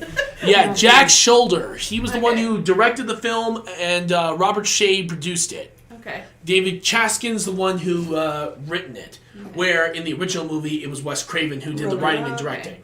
I think they did a good job. I think they did a good. For That's what is- original. They took an original idea and they Tried something Made it that more was original. completely their own. revamped it. Yeah. What? I said wrote it, not written it. But it's okay. I can't help it. You mean Grammar cop over here. Mom? Grammar police. Sorry. Grammar police. It's written, not wrote, right? No, wrote. Oh, then who said wrote? I have no idea what we're talking about. I just heard said wrote, and I'm like, written, and what? In the way he said it, it really should have been What wrote, are you giving but the that's story? Who? Him. Me? I gave it a 9 personally it a because 9. it is Okay. very I'm a creative, 7. honestly, You're a for what it 7. was. All right. I thought you said you were at 8. Oh, you're right, 8. Because I remember I was thinking maybe. No take backs. No, you're right. It was an 8. I was thinking originally though, before I actually verbalized it, I think I was thinking 7, but then I Right. upped it because I agree. The more you discussed a few of the, Yeah. tidbits, it's okay. Thank you. All right. So now we're going on to characters. Again, Robert Englund. You just can't go wrong with him. They actually He's were super thinking. creepy. I would not Here's the want to thing. meet him. Here's the thing, though. He's really a nice guy. I'm though. sure he is, but he hella creeps me out. Just like the guy who plays what's his name? In Game of Thrones, the really, really Ramsay. I don't like him at all. Honestly, for what it's worth, they actually were thinking of switching him out. Oh, Oh, that would ruin it. scandalous. Yeah. However, they realized that if they wanted to make him pretty much, because according to them, there was the same actor like for Frankenstein who was played by the same actor in all those original films. Is that what's his name? With a B. I don't know. Okay, never mind. But Who basically, the Frankenstein person is? Right, yeah. Yeah, I don't know who that is, to be honest. Lucy? Oh, Lugosi or something like, now we gotta look it up. Damn it. I'm looking right here. First appearance was in Frankenstein. Bela Lugosi. yes. Yes. No, not Not Bella. Bela Lugosi. Is Lugosi right? I think it's Bela Lugosi. Bella. Okay. Well, look See? it up for sure. I I'll knew it look it wasn't up. the B. And the goose. But at the end. original person who did it was Boris Karloff. Oh, Oh, there you okay. go. He was the one who Good did. Lord. I'm embarrassed. He was the original Frankenstein's monster Right. for all of the original films back in the early Karloff, 1900s. Right? Boris Karloff. Yeah. Okay. All right. Then it was Glenn Strange, Christopher Lee, Robert De Niro, Kevin James, Xavier crazy. Samuel. Right. Crazy. But I mean, we talked about the character pretty good. so I think when they thought of it that way, that's why they decided to go back to Robert Englund, because they wanted the same person as Freddy, because it would make it feel like his own Freddy. identity. Yeah, he is. Not to mention, he is Freddy. He made the character Yeah, who he he did. is. I have to give credit to both Jesse and Lisa are pretty atrocious actors in the very beginning, but like through the filming process, they seem to really gain. And you can tell he is just. They are both super agonized when we hit the party scene, like, you know, towards the end. She looks like crazed, like sorrowful, you know, just. I have to admit, that was impressive. That scene with her, I thought, was like her best scene when she's like crying for him to come back out. Yeah. And I thought Jesse really conveys, the actor who plays Jesse, he really conveys his agony that this change is like against his will and he's desperate for it to stop. And, you know, when his scene with the dude bro, Grady? Ron Grady. Yeah. Grady. If you guys know, that was a really powerful moment, I felt. did you guys know about his name? What? I'll go back. But if you guys just heard me recently, Oh, it is. Okay. Yeah. He was Bela Lugosi was Frankenstein. Yeah, he was Frankenstein, but it was mainly Boris Karloff was the I think first Boris one. was the one I was thinking of. Yeah, Boris was the first one most familiar to with him. don Frankenstein. His Wow, monster. Christopher Lee, Yeah, he played him too. Robert De Niro.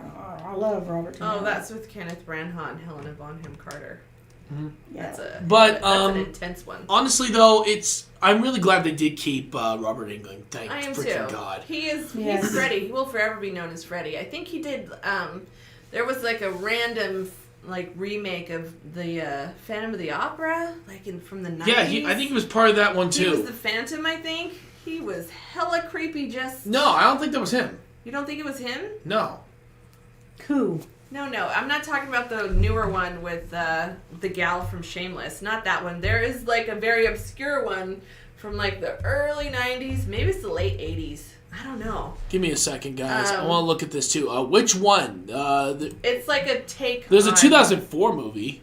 No, it's way older than that. It's The Phantom of the Opera one. right, but it's not called that. It's like a B movie. Oh well, then I have no idea. Random, obscure. But Robert Englund is in that. He plays the Phantom. Okay. The Phantom-like. We'll say that. The Actually, Phantom-like. Robert Englund's been in a few. Quite, yeah. Yes. Yeah, he has a long list of movies he's been in. Oh, did you look it up? Was he in a? He was in Buster Okay. Buster and Billie. He was in Hustle.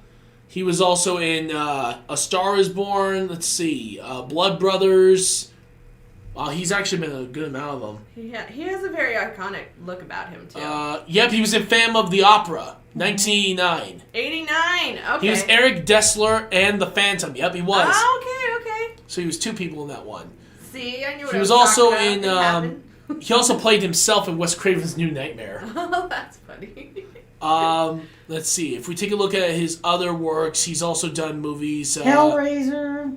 Oh, no way. Yep, he was in Well, Hellraiser. Is he still kicking? He's still with us? Oh yeah, he's still alive. Right on. He was also in television shows. Oh, Masters of Horrors. That's what I was trying to. He did this one show for Masters of Horrors. That series. Yep. I have That's the whole one thing. Oh, okay. He was And also. it's where these things, diseases. I know what the show is. Yeah. Freddy's Nightmares. That was the TV show he was. Oh, okay. Also, he was also on The Simpsons. He actually voiced himself in The Simpsons. He was also in Walker, Texas Ranger. No way. Yeah, he got a chance to meet freaking Chuck Norris. That's Right freaking on. He was insane. a Yo, Night Chuck. Rider, Walking This is Tall. badass. Yeah, Texas Ranger. Creepy mustache, but movie. Justice League. The Riddler. Yep, he was Felix Faust in that in the Charmed, episode Married of The with Balance. Children, believe Yeah, it he or was not. in Charmed. He was also Dormammu in Superhero Squad show. What the heck is that? Sounds like fun. 976 Evil. Oh Lord. Strangeland. He was in Strangeland. He was. He was. God, He was that when you said that, I was like, asshole. God, he sounds like He was that hickey so asshole familiar. that went and yes. And he gets him. And guess what? Gets him. He's also. That's a good creepy. Hey guys, he's also in Stranger Things. Oh my god. He's going to be known as Victor Creel, and he's going to be a recurring character. Oh my god. Oh, wow. He'll be introduced in Stranger Things very soon, folks. Oh, What? nice. Whoa, my mind just exploded. Honestly, that's pretty that cool. already is now. Now I want to watch the show because of Robert my Englund. God, You such haven't a watched good it? show. I've never watched Oh my it. God, You're, you're I'm the one who introduced you Yes, to it. It's an I'm awesome addicted show. to it. Here's the It's thing. awesome. The reason why I haven't watched it is because I never even heard of it until recently. Right. It's very super I was creepy. like- It's creepy. It's got the whole government conspiracy vibe. You will It's dig good. it. You will love it. When I first you will love it. heard about it, I was like, eh. But then the more she It's got talked about creature it, monster yes, stuff. it's There's very a whole good. world of stuff in there. You will love it. Yeah. Okay, we digressed. Yeah, We're back. sorry about Okay. that though, guys. So we were on character. Actually, take a look at the awards he's won. He's won Best Actor in the Fanta Festival. The Saturn Award. He also won the Saturn Award for the Life Career Award. He also won the Time Machine Honorary Award for the Stigis Film Festival. New York City Horror Film Festival Lifetime Achievement Award and Wow. Career Honorary Award in the Cine Euphoria Awards. I know. Oh, there's my little kitty. Come here, babe. Hi. Okay, so what's the next? Hold on. I give me a have second. to say So, the I thought. yeah, what was the like rating for the characters? I'm gonna give it I know that's hard. I'm between a 6 and a 7. So which one is it going to be? a 7. I'll give it a 7 The too. dad was obscenely mean to Yeah. Jesse. Why? What was his problem? Yeah, What a actually, decaf, man. The mom Yeah, was 7. endearing. She was a little more. I mean, she had a very slight character, but she does. Are you talking show about Jesse's dad? Jesse's? Yeah, he was an Jesse's- asshole. He was, and it was like, "What's your problem, dude?" Yeah. But the mom was. She was endearing in that she had genuine care and concern. Right. You know, she tried to help him. You know.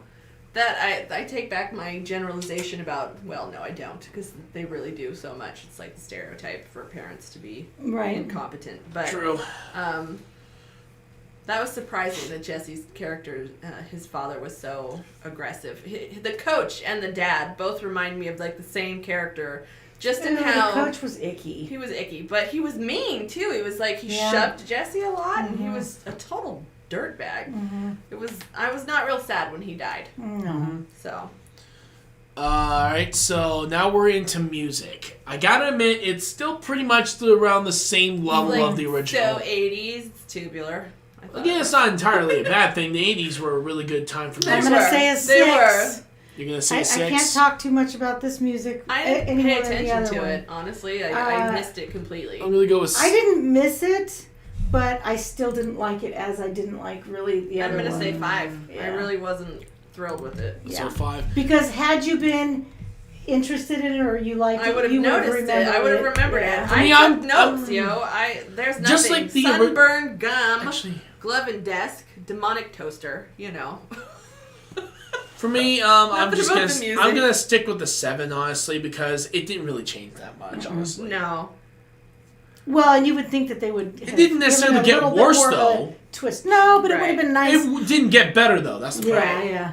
Oh, the dad from Ferris Bueller's Day Off is in this, too. He's, Oh, yeah. He's Dude Bro. He's Grady's dad. That was fun to see. Yeah. I digressed. I'm sorry.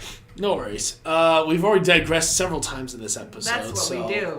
We digress. But that's not entirely a bad thing. You guys get to find out stuff you never even expected. Right. Now we're going on to design. I got to admit that they kept up the whole practical effects on this one. Yeah. Especially since they had a $3 million budget this time. Three Right. times the original amount they had from the last movie. And I had said I felt like it had a total like Werewolf in London, an American Werewolf in London vibe to it, but I actually feel like their practical effects in this movie were a little more believable didn't look as fake as an American Werewolf in London. There was a little, sketch to those. But to this movie, the practical effects were pretty damn astounding and surprising too, because it's like you don't really expect it. It's an '80s movie. You're like, oh, it's gonna be lame, Mm-hmm. But it was trippy. It was like gross, visceral, gnarly, impressive. Yeah, they did a fantastic job, honestly, did. with the practical effects. It's kind of amazing that the franchise really stuck with the whole practical thing for quite a while, even with the newer films. Right. They stuck with practical effects to pretty much every movie except for, surprisingly of all things, the, shoot. Which movie was it? Oh yeah, Freddy vs. Jason. Really? Strange enough. There was CG in that movie. Yuck. I hate Mainly with a few of the jump computer graphics. Oh. It's so distracting. It's so ugly. Yeah, it's where so unbelievable. Surprisingly enough, a lot of almost all of the Nightmare on Elm Street movies were mainly just practical. Well, that's what I people still want. think You know? They want I to would see give it a 7 because I still think that I thought that the keeping boiler room. allowing your self to imagine, to me, is more scary That's true. than the visceral Right. stuff. That's true. I see the creativity out of the whole him coming out of Right, his well, body and stuff. But I don't. To me, I also that's like not- how, in a way, they show in their filmmaking, they actually show more like you think that Jesse is the killer by how he wears the Right. wears the Wears the glove, glove, all yeah. that stuff. So in a way, it isn't just the practical effects aren't just another good part of the film. The It's part of way the they character. made the film was impressive, Right. especially since you almost think that it may be him just losing his mind. Right, you do. Yeah, you it believe does that give you for a that while. I kind get what of- you're saying though. You're saying it's really not a scary movie. It's It's more it's a gory. pop-out gore. Yes. It's So pop-out to me, gore. that's why I would rate it at a 7 because I think that to me personally, It's not as scary. it, It's not yeah, as I like mis- to like, yes, I like to what is that? use my Not as much imagination. tension yeah, and have it be more, edge of your seat. ah, Like, what's gonna yes, happen? You know what's gonna happen. Yeah, Yeah. I get you. definitely.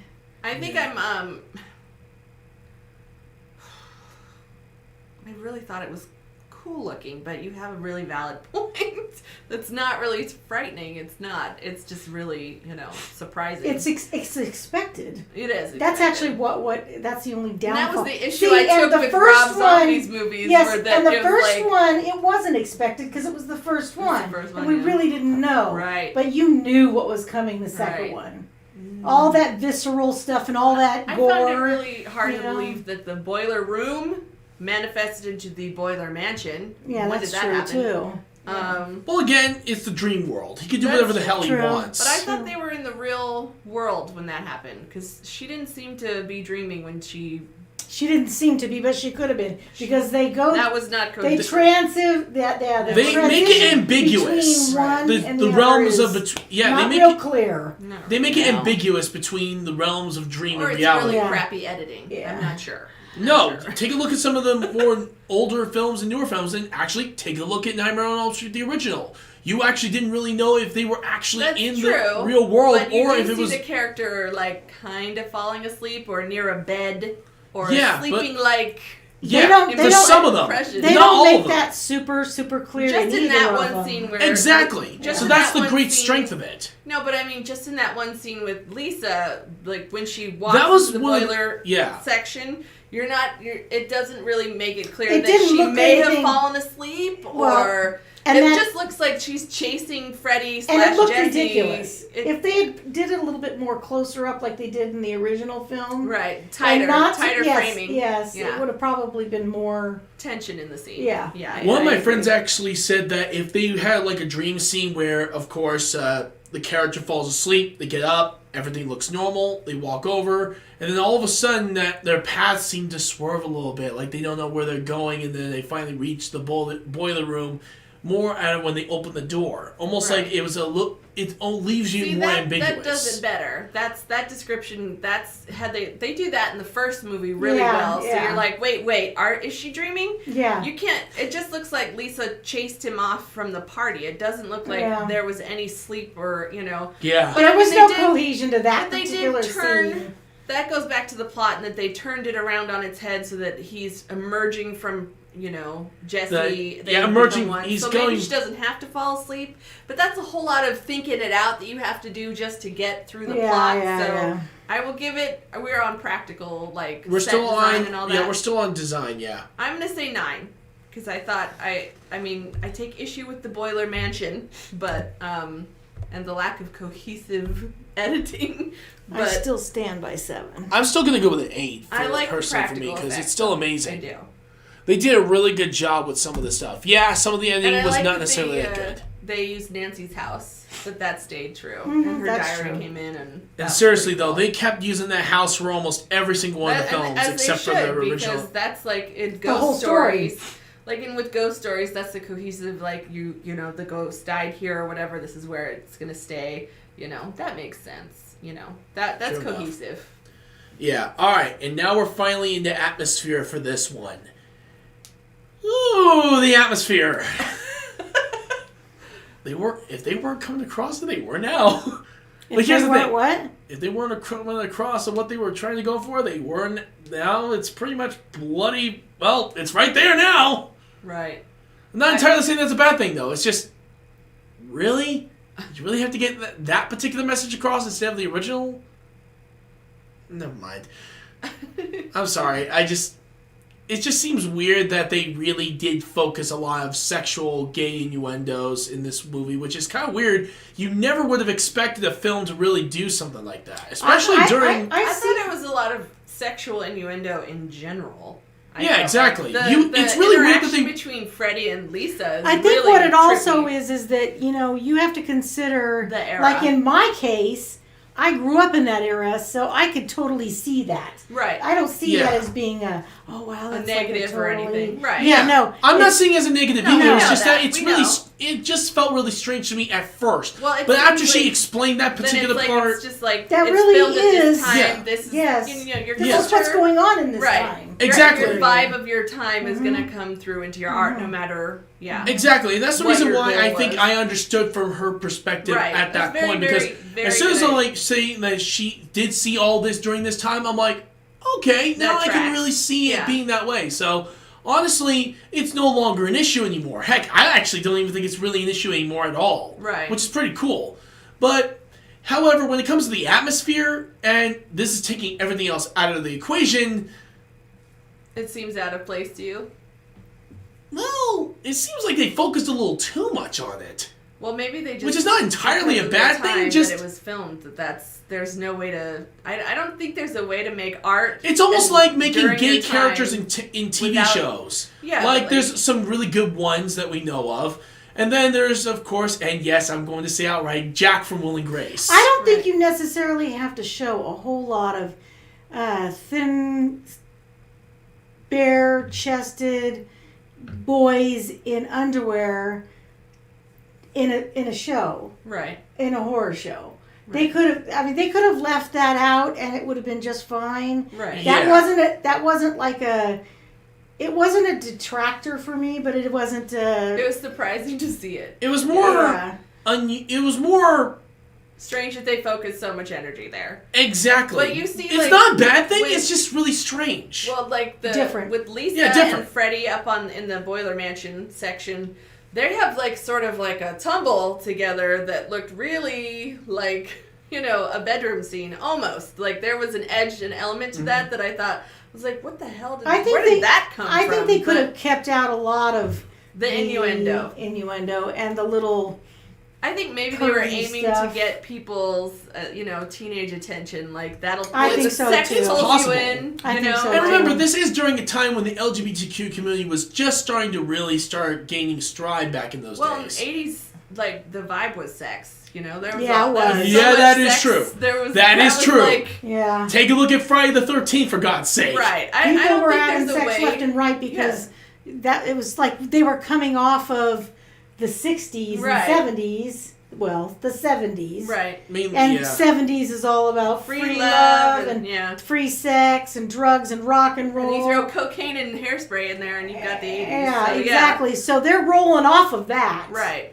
And I you know, don't think there's a way. I mean, I think it's the hope that when you make a period movie, right, a period drama or horror movie or whatever, that you can keep the period, the time frame that you're in Well, they out did. of it, Yeah. but I don't think that I think it sneaks in. Yeah, like, that wasn't successful in this movie. like with period dramas where they're like, "What's up?" Yeah, like, yeah. Honestly, or things back in the old days when they're saying the F word constantly. Right. Back in that an would old not happen. ancient Right, that bugs the crap out of me. Game of That's Thrones, yes. where it's like, Like, did they even have that word back Okay, then? first of all, that's a fantasy. Do not confuse that with actual medieval times.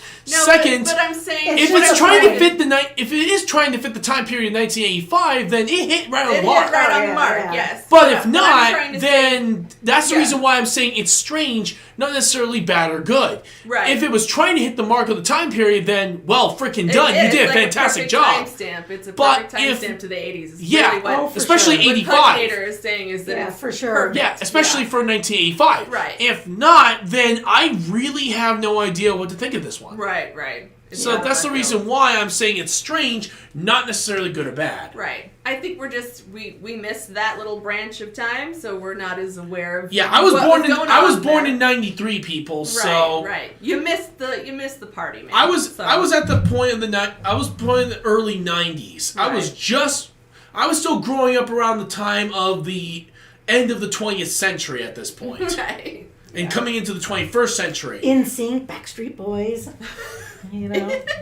Hadaway.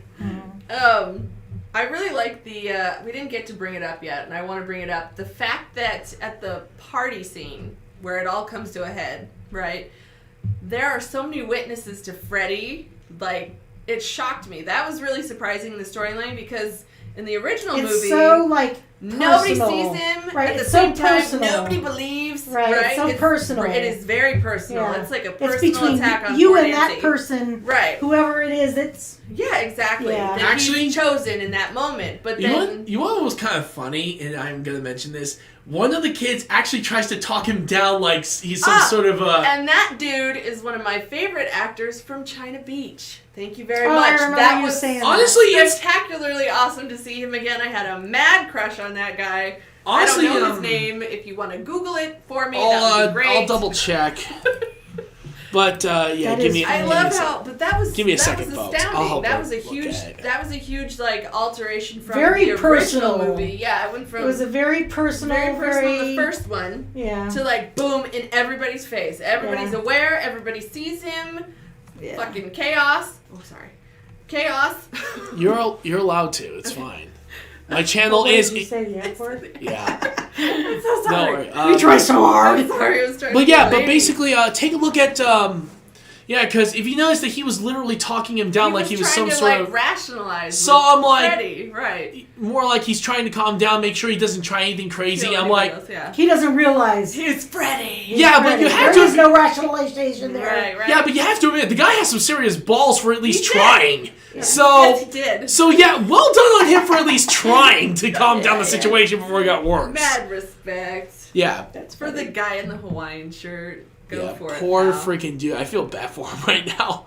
Because he unfortunately does die in this movie. I love though that Freddy just like walks away after being outed to a vast number of witnesses, right? He's Right. like, no, I'll just walk this way. What did you say his name was? I don't know. Guy in the Hawaiian shirt. I Hot guy. honestly don't know where he Hot is in guy in the this. Hawaiian shirt. That's him. She'll have to look it up later. Maybe I'll look up China Beach actors. My mom Yeah. loved that show when I was little. Alright, you It's a very say. intense Hold show on, for a child. everyone. I Give me a love that second. she was loves really, that, powerful. Yeah, that- she does. That ball thing. She Alright, so you said it's I bought that China for her. Beach? Did you? China Beach. You don't have Can to you look hear it it? up right now. It's Can you okay. hear it? No, I'm looking it up because now I'm curious. I'm sorry. No, We, no, like, no, kinda don't went blame off- yourself. We went off score here. We went off score. Yeah, but it's actually kind of amazing she even knew that. Even I didn't know. Let's see. I was You said, super excited. what was the character's name in that show? In China Beach? Yeah. Let's see. What was his name? It's not Brody. So Brody is like my second favorite. Those two are he's my first Colin favorite. He was my true McMurphy. love, Brody. There's Dr. Dick Richard. The other guy, the one that was in the There's second Nightmare, Beetle. is Cherry I White. think he was like a radio guy, DJ or something. in China Beach. I didn't really watch China Beach. My mom loved it. She was obsessed.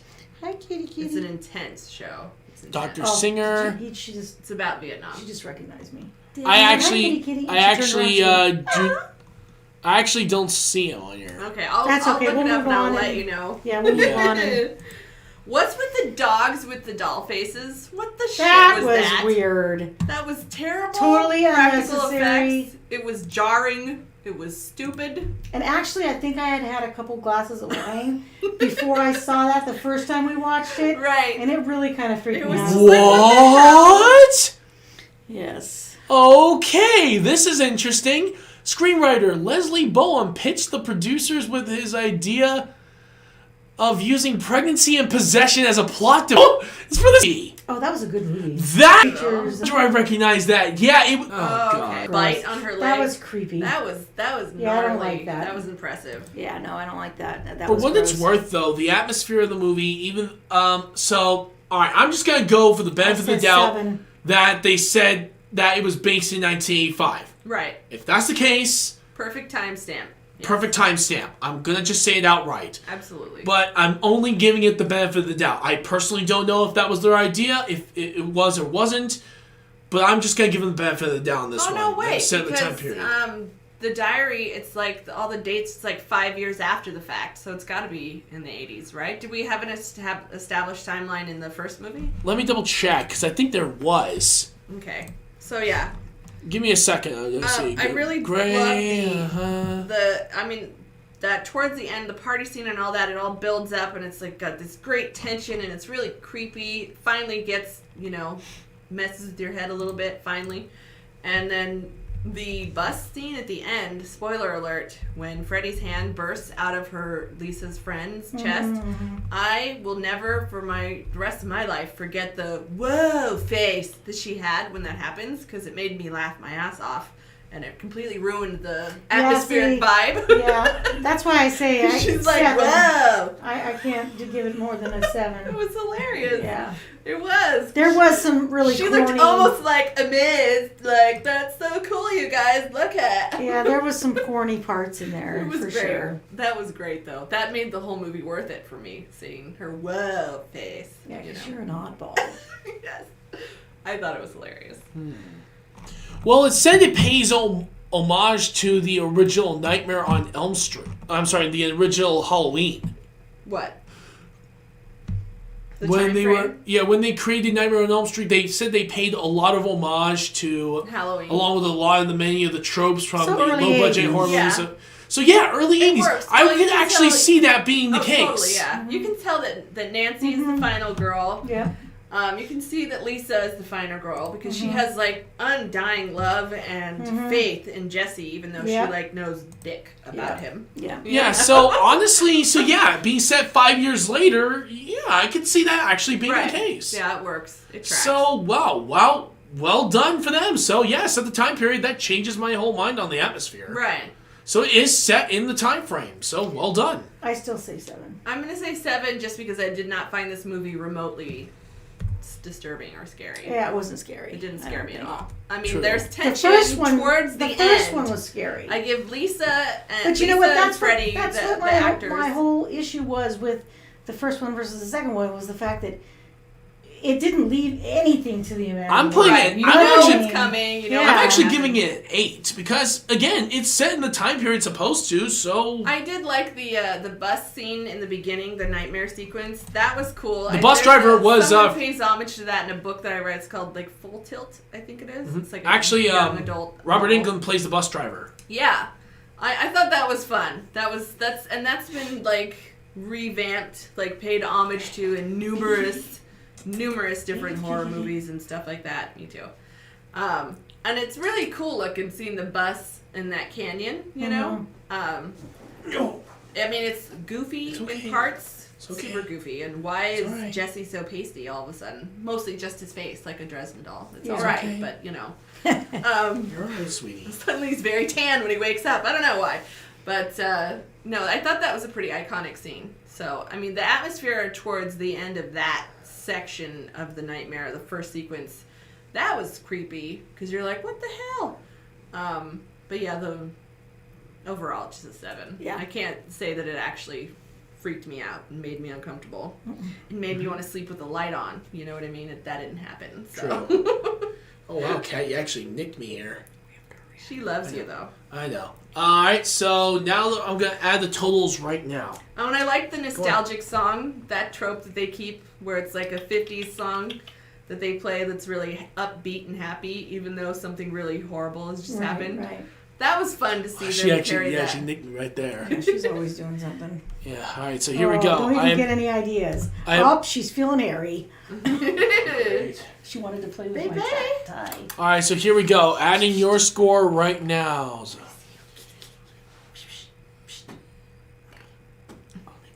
Okay. All right, so your original score was 40.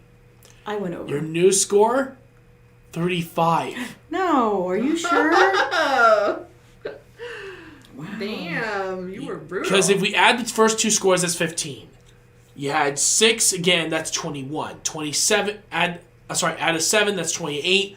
Plus another 7, that's 35.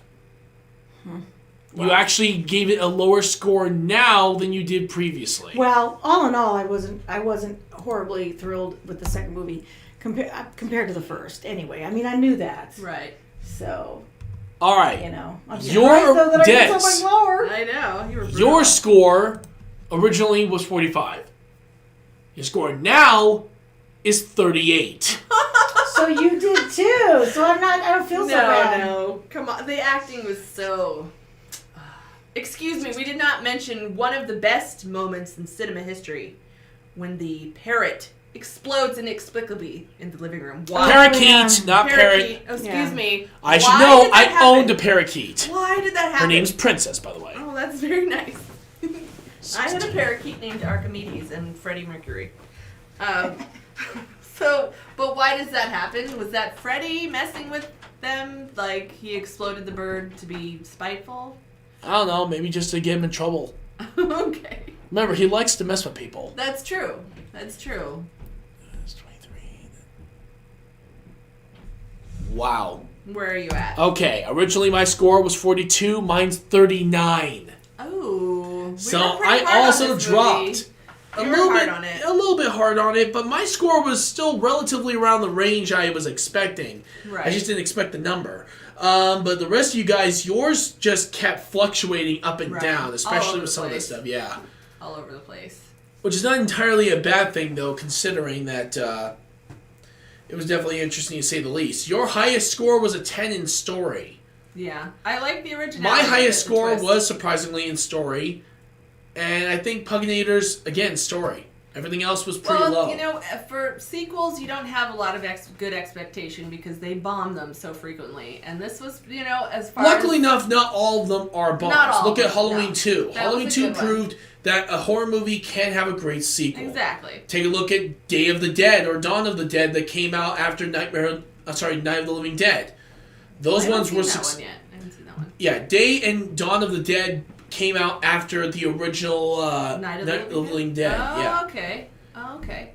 Especially since that was also the one what many people say was the movie that created the modern zombie film. That's one of Puganator's favorites, Dawn of the Dead. Yeah, we should definitely do a review of Night of the Living Dead eventually because I think that'd be pretty cool. It's like one of her Absolutely. favorite Actually- Absolutely. Actually, why not make that its own episode? Yeah. Night of the Living Dead, Day of the Living Dead, and Dawn of the Dead. Day of the Living Dead. Sorry, Day of the Dead.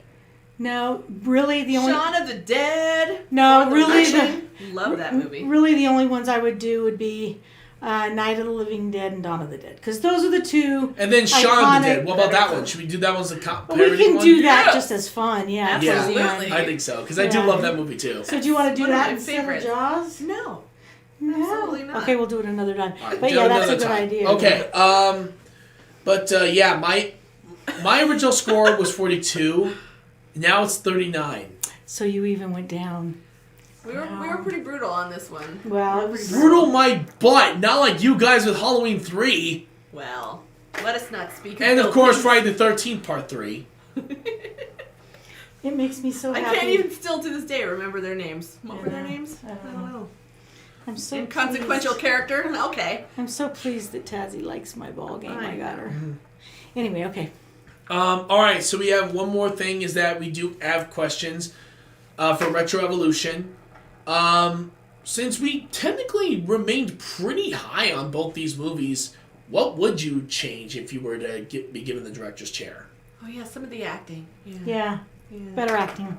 Or you would have given them more classes? time to practice their lines and really get used to the you roles. can see that they do progress Have in their potential. skill Yeah, they have potential. towards the end of the movie. Remember, It's just- Nightmare on Elm Street was a low-budget film. Right. Yeah. So I can see why these first-time actors, Yeah, it's their maybe first just time really get- being the role. Maybe Give them just a give them a little little bit more more confidence time to and practice their... hone their skill, hone their skill. Not to mention, it led to Johnny Depp being one of the most famous actors of all And time. we love you, Johnny, Yes, we forever do. in our hearts. Actually, I would change the ending to the original movie. I would take that crap with the car out for Yeah. sure. And I leave actually it would have as- stuck with the original ending he intended, which was, of course, the mom mother dying. dying. Yes, I then would I have would have too. refilmed that scene and put a whole lot more money into it. Yeah. Yeah, Absolutely. so in my personal opinion, I agree with her. Just for me, get rid of the ending entirely. And honestly, I think even though it would have been a much darker ending, it almost would have been its own conclusion. Right. Him But getting you know what, revenge though? on the last person who... That killed him. Yeah, Right. exactly. But So you could still have him come back if they wanted to do a franchise Sure. with that. Because Exactly. look at Jason. Right. Yeah, You it shows know. that it's possible. Yeah.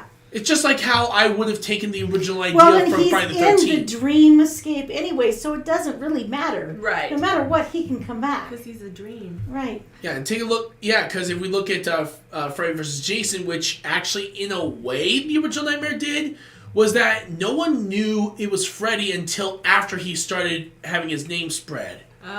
Okay. So, in a way, the concept itself is pretty... Yeah, it but- could work. But there was like 40 people at that pool party. Mm-hmm. You know what I'm saying?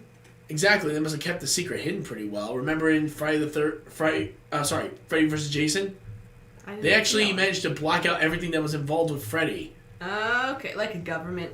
Yeah, in a way like that, trying to make sure like that no cover one up. find out who he is. Oh. Not even remembering his name. Is that like sort of like when you kill off Queen Mab, you have to stop thinking about her? Mm-hmm. When you take away their power? Basically, if Okay. no one remembers you, you will be completely forgotten. I see. It actually that tracks. So the government conspiracy is actually like helpful in this case. Actually, I think this Interesting. almost kind of reminds me, and yes, I know I'm going to be referencing a Disney movie, Coco. Oh. Because in Coco, in the land of the dead, that if there's no one to pass down their stories of who you were in the they past, were. like basically anyone who was around the time of the living, then you are basically forgotten for the rest of eternity. Oh, that's horrible. That's sad. That is Basically, brutal you go- for Disney. Basically, it's more you Jesus. go into a realm where those who are forgotten never return. Wow. It's really, I haven't actually seen that one. It It's looks so it's beautiful. a fantastic It movie. looks beautiful.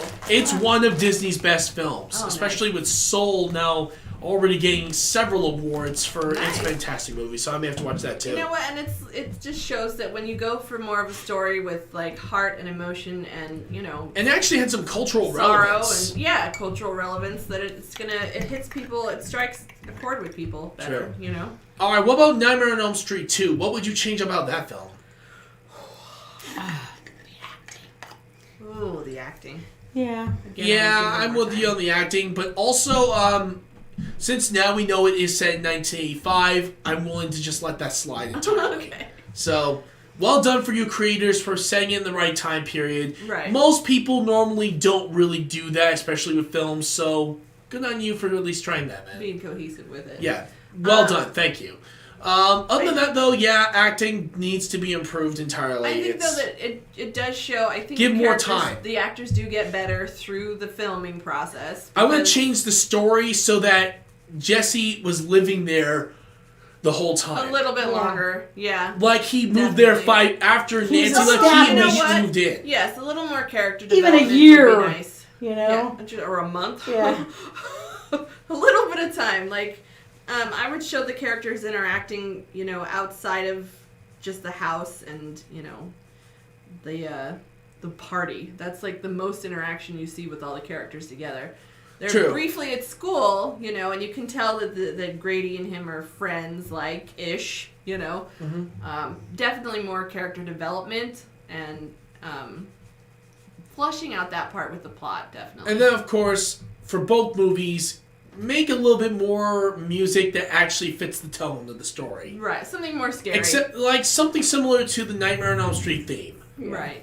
Adds a little air of mystery to it. Really Yeah. giving you a sense of wondering, what in the world is this... Gonna happen. Yeah, and what can this guy do? What are his powers? How does he work? That sort of stuff. It gives you a lot more of an air of mystery. You're asking yourself these questions while also dreading of what he can really do. Right. So I would say that would be my only two major changes for both films. Right. Is give the actors more time to practice their lines and really feel like that they're part of this world, and Flesh the other out and then of course flush out the music a little bit more. The only thing, and of course the one addition, flush out the story a little bit more with Freddy 2. Right. I think Puganator really nailed it when she said that there wasn't a lot of the atmosphere as far as scary factor, like a horror movie factor. You don't have a lot of vibe with that in the second one. I would try and intensify it a little bit more and make it. And it doesn't mean that they have to make it gorier necessarily. No. It's just like lead up to things a little bit more. Right. You Put a don't have little to bit be more slammed in the suspense. face with the gore. Yeah. That was the issue I took with Rob Zombie's movies, is that it's just like gore in your face. So you had a really good point there. Yeah. True, but here's the thing: that excessive gore doesn't necessarily mean it. But it's his style. It's not though. scary, Hell, though. he made his own freaking genre for crime. He did, but it's not frightening. And if you want the atmosphere to be more frightening, it's more like shock. It. It's more like shock It's horror shocking. than anything else. Yes, that's a good. It's shock gore. It is. Where honestly, with this one, I think definitely try to maybe reduce the gore and really start building up on some of the things he can do with his powers. I think that's pretty interesting. They could have maybe expanded a little bit more on Freddy's backstory. Why was he killing children? What was his problem? What was the... I know they explored that in the remake, honestly, but I honestly say no on that. I actually like it's more ambiguous, because you really don't know. And here's the thing. Sometimes an air of mystery works for a villain. That's Look at true. the Joker. I don't know if I'd want to know more about him. I'm just curious. Yeah, but here's the thing. I don't know if I would necessarily change it, but maybe hint a little bit, like... If you know less about the villain, they become more threatening. They become more villainous, basically. Right, because you don't understand Where what motivates if you them. gave them too much of a backstory, they start to become a little bit more sympathetic villains. Right. Like, and I can't believe I'm saying this, let's go over to the Cinderella remake versus the original Cinderella from Disney. First of all, if you look at both of those for Lady Tremaine, in the remake, she is given a lot more of a backstory. You understand her hatred of Cinderella entirely, and of course what's been going on in her head. Where in the original, she's just purely evil. Okay, you're talking about the animated? Yeah, the animated one is where she's purely evil. We haven't seen the remake. The remake, yeah, the remake, I don't like it. I get your point, it's though. bad, You're saying you humanize the villain when you give them more story time. That's I get true. you. Exactly, but that's also not a bad thing. Take a look at Frollo from Hunchback of Notre Dame versus Zuko from Avatar. Zuko is developed as a character, and honestly, he can still be very threatening. And when he does turn to the side of good, it's ultimately his choice. Right. And you see his development throughout the entire story. Where Frollo is pure evil, and he enjoys it. Right. While also at the same time saying that he is righteous and true, that he follows the path of God. Basically, he's using his own vanity to justify his actions. Right. So, in a way, I can definitely see where both sides can have their pros and their cons. It depends on how you do the story and how you do it right. How you present it. Actually, if we go to Avatar, take a look at Ozai and Zuko. Zuko is much more sympathetic, he has empathy, and honestly, for all it's worth, you see his development through the story, where Ozai, voiced by Mark Hamill by the way, is pure friggin' evil. He would rather destroy anything that gets in his way and attain world power. That's all he wants. But you take a look at, like, say, Darth Vader in the original sequence of movies. Like, he's a total villain. You think he's evil. Let's just kill that guy and move on, right? But then you find out he's Luke's father, and that opens this. So there's two sides to the coin there. Mm-hmm. Like, you have sympathy. He's one of the most beloved, like one of the most favorite characters of all time. He's one of the greatest villains of all time. Right. For a good damn reason. He Because is. he is the pinnacle of what evil should not only look like, sound like, but actually be like. But you're saying like you humanize him, you get sympathy for him, and that's true. And that's it's not actually where necessarily a bad thing. And that's actually It's what works just- in Star Wars' favor. Right. Because when you humanize Darth Vader, he's still threatening as hell, don't get me Right. wrong, but when he does feel horrible for what his son's going through and actually does decide to turn to the side of the good again, Right. you feel his change. You do, you feel it. Where in other movies that try to do something similar don't normally work out that way. Right.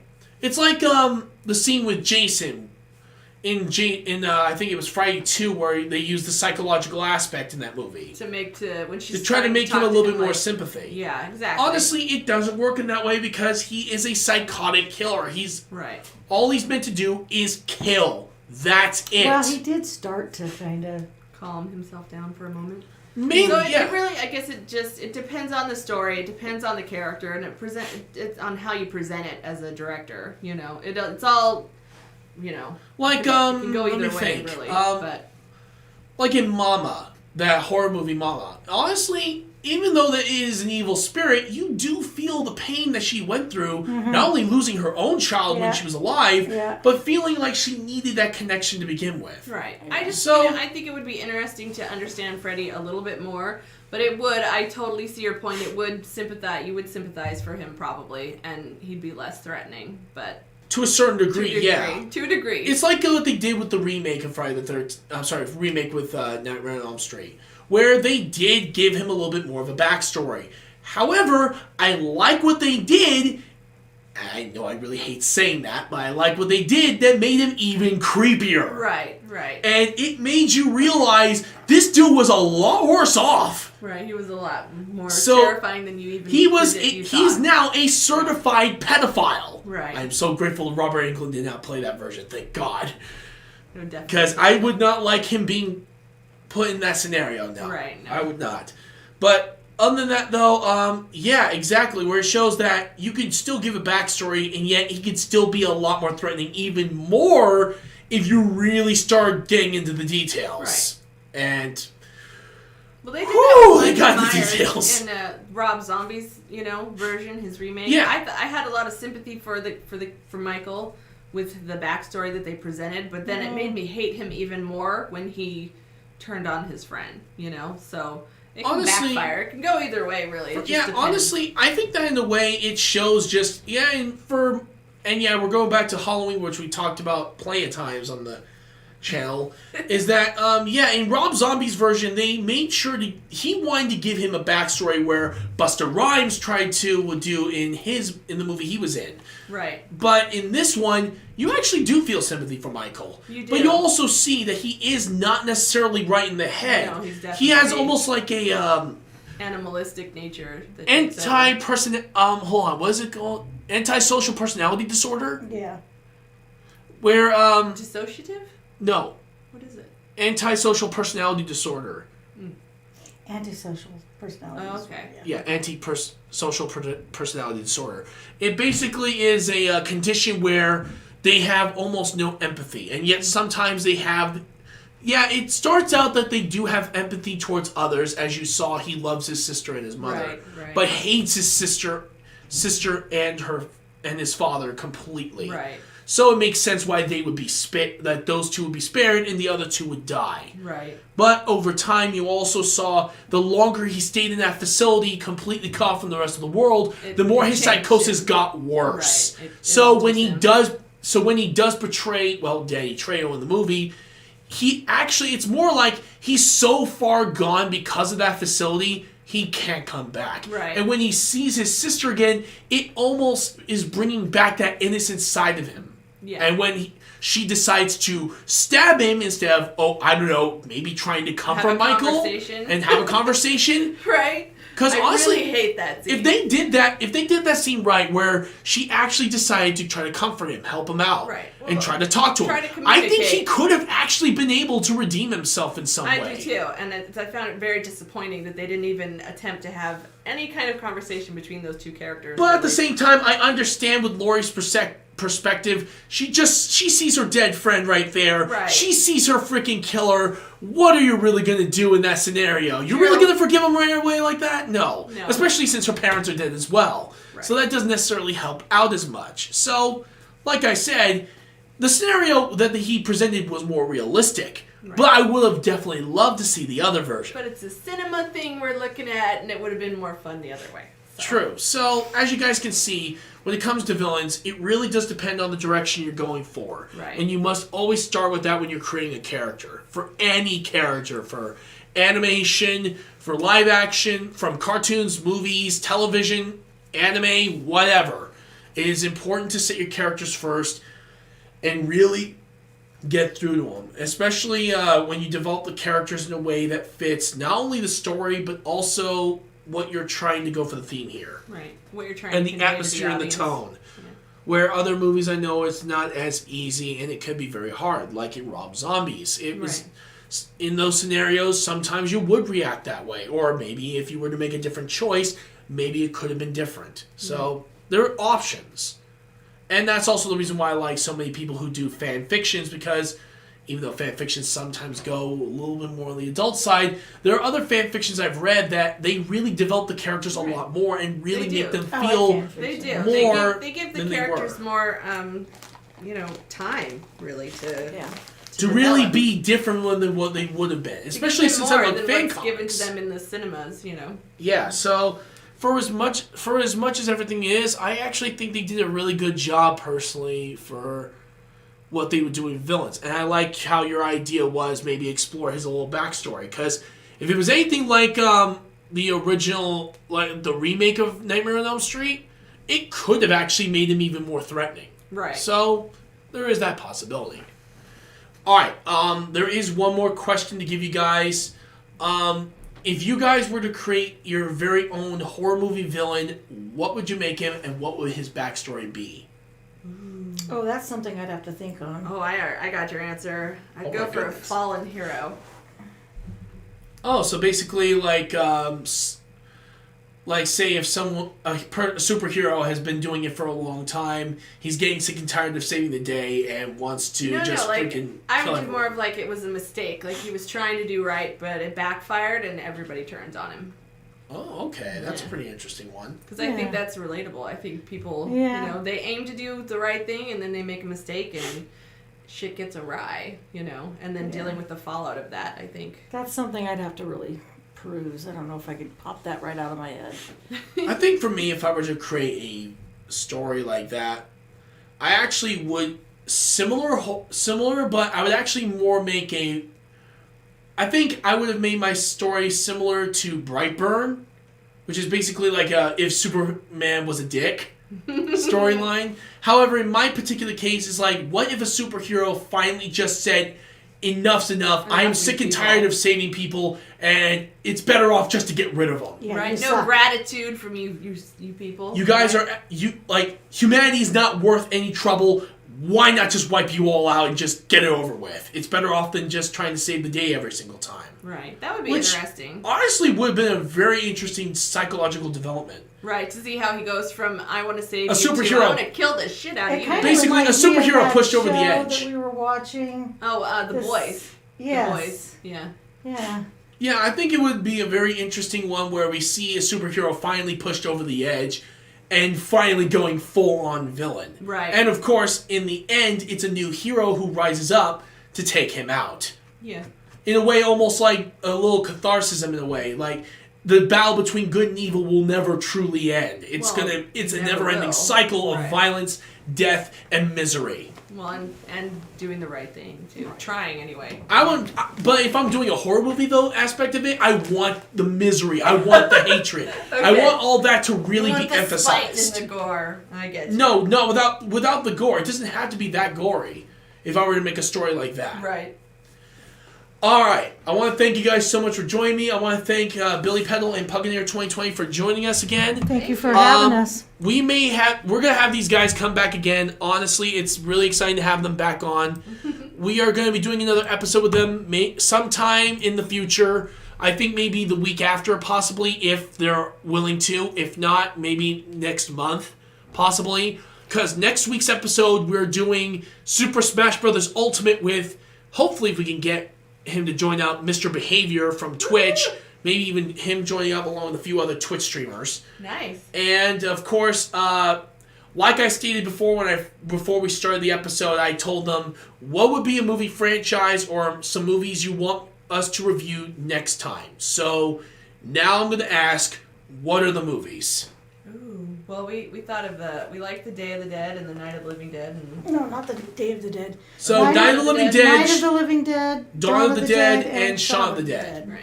And So Jaws. We're going to do the Jaws We're gonna movies. do the Jaws. I think we should do the Scream movies because those are modern. Screen. I also want to do Rocky Horror Picture Show. Oh, yeah. That's good. All right, so which one do you want to do for the next episode? Probably Jaws, right? Jaws. Yeah. All right, so we're going to do the first three Jaws movies. Not this weekend, but next weekend. The next week. I'm sorry, the week after. Next week is going to be Super 28th Smash or Bros. 27th Ultimate. or something like that. Yeah, it's going to be the 29th. Okay. So on the 29th, be ready for Jaws 1, 2, and 3. Honestly, I'm really excited for the first movie and the second movie. The third movie, not so much. I'm going to hate it. It's just like the Halloween 3. It's just for fun, okay? It's for fun. Don't you ever bring that up with me, Missy. You weren't able to see it through my eyes with Halloween 3. Yeah, I rated it really well. I gave it so much props to the for the story, the originality, the far out original weirdness. You know. I gave the highest score I've ever won. I had 38. You had 31. She had 25. Okay, well that's better than I anticipated, right? I said 20. All right. So remember, guys, next week on the 20. What does that say? 22nd? Yes, the 22nd. Yeah, 22nd. That's going to be Super Smash Bros. Ultimate with Mr. Behavior, myself, and a couple of other streamers And then the 29th and is us. followers. And, of course, the 29th, we are going to be having these two return, and we're going to be doing Jaws 1, 2, and 3. I'm actually kind of excited. I have to rewatch I've already watched the first two a lot. Right. The third one I have to rewatch again. I'm already horrified. But I think it's going to be interesting to see the least the research I'm going to have to do for this one, because there may be some details I have never even seen, and I think I might be excited to see what's going to happen next. So until then, I hope you all have an amazing day. I'll see you all next time. Do you guys have any final words to say? Bye. Bye. Thanks for having us. All right, you guys all have a great time. See you all next time. This is Mr. RetroActives signing out.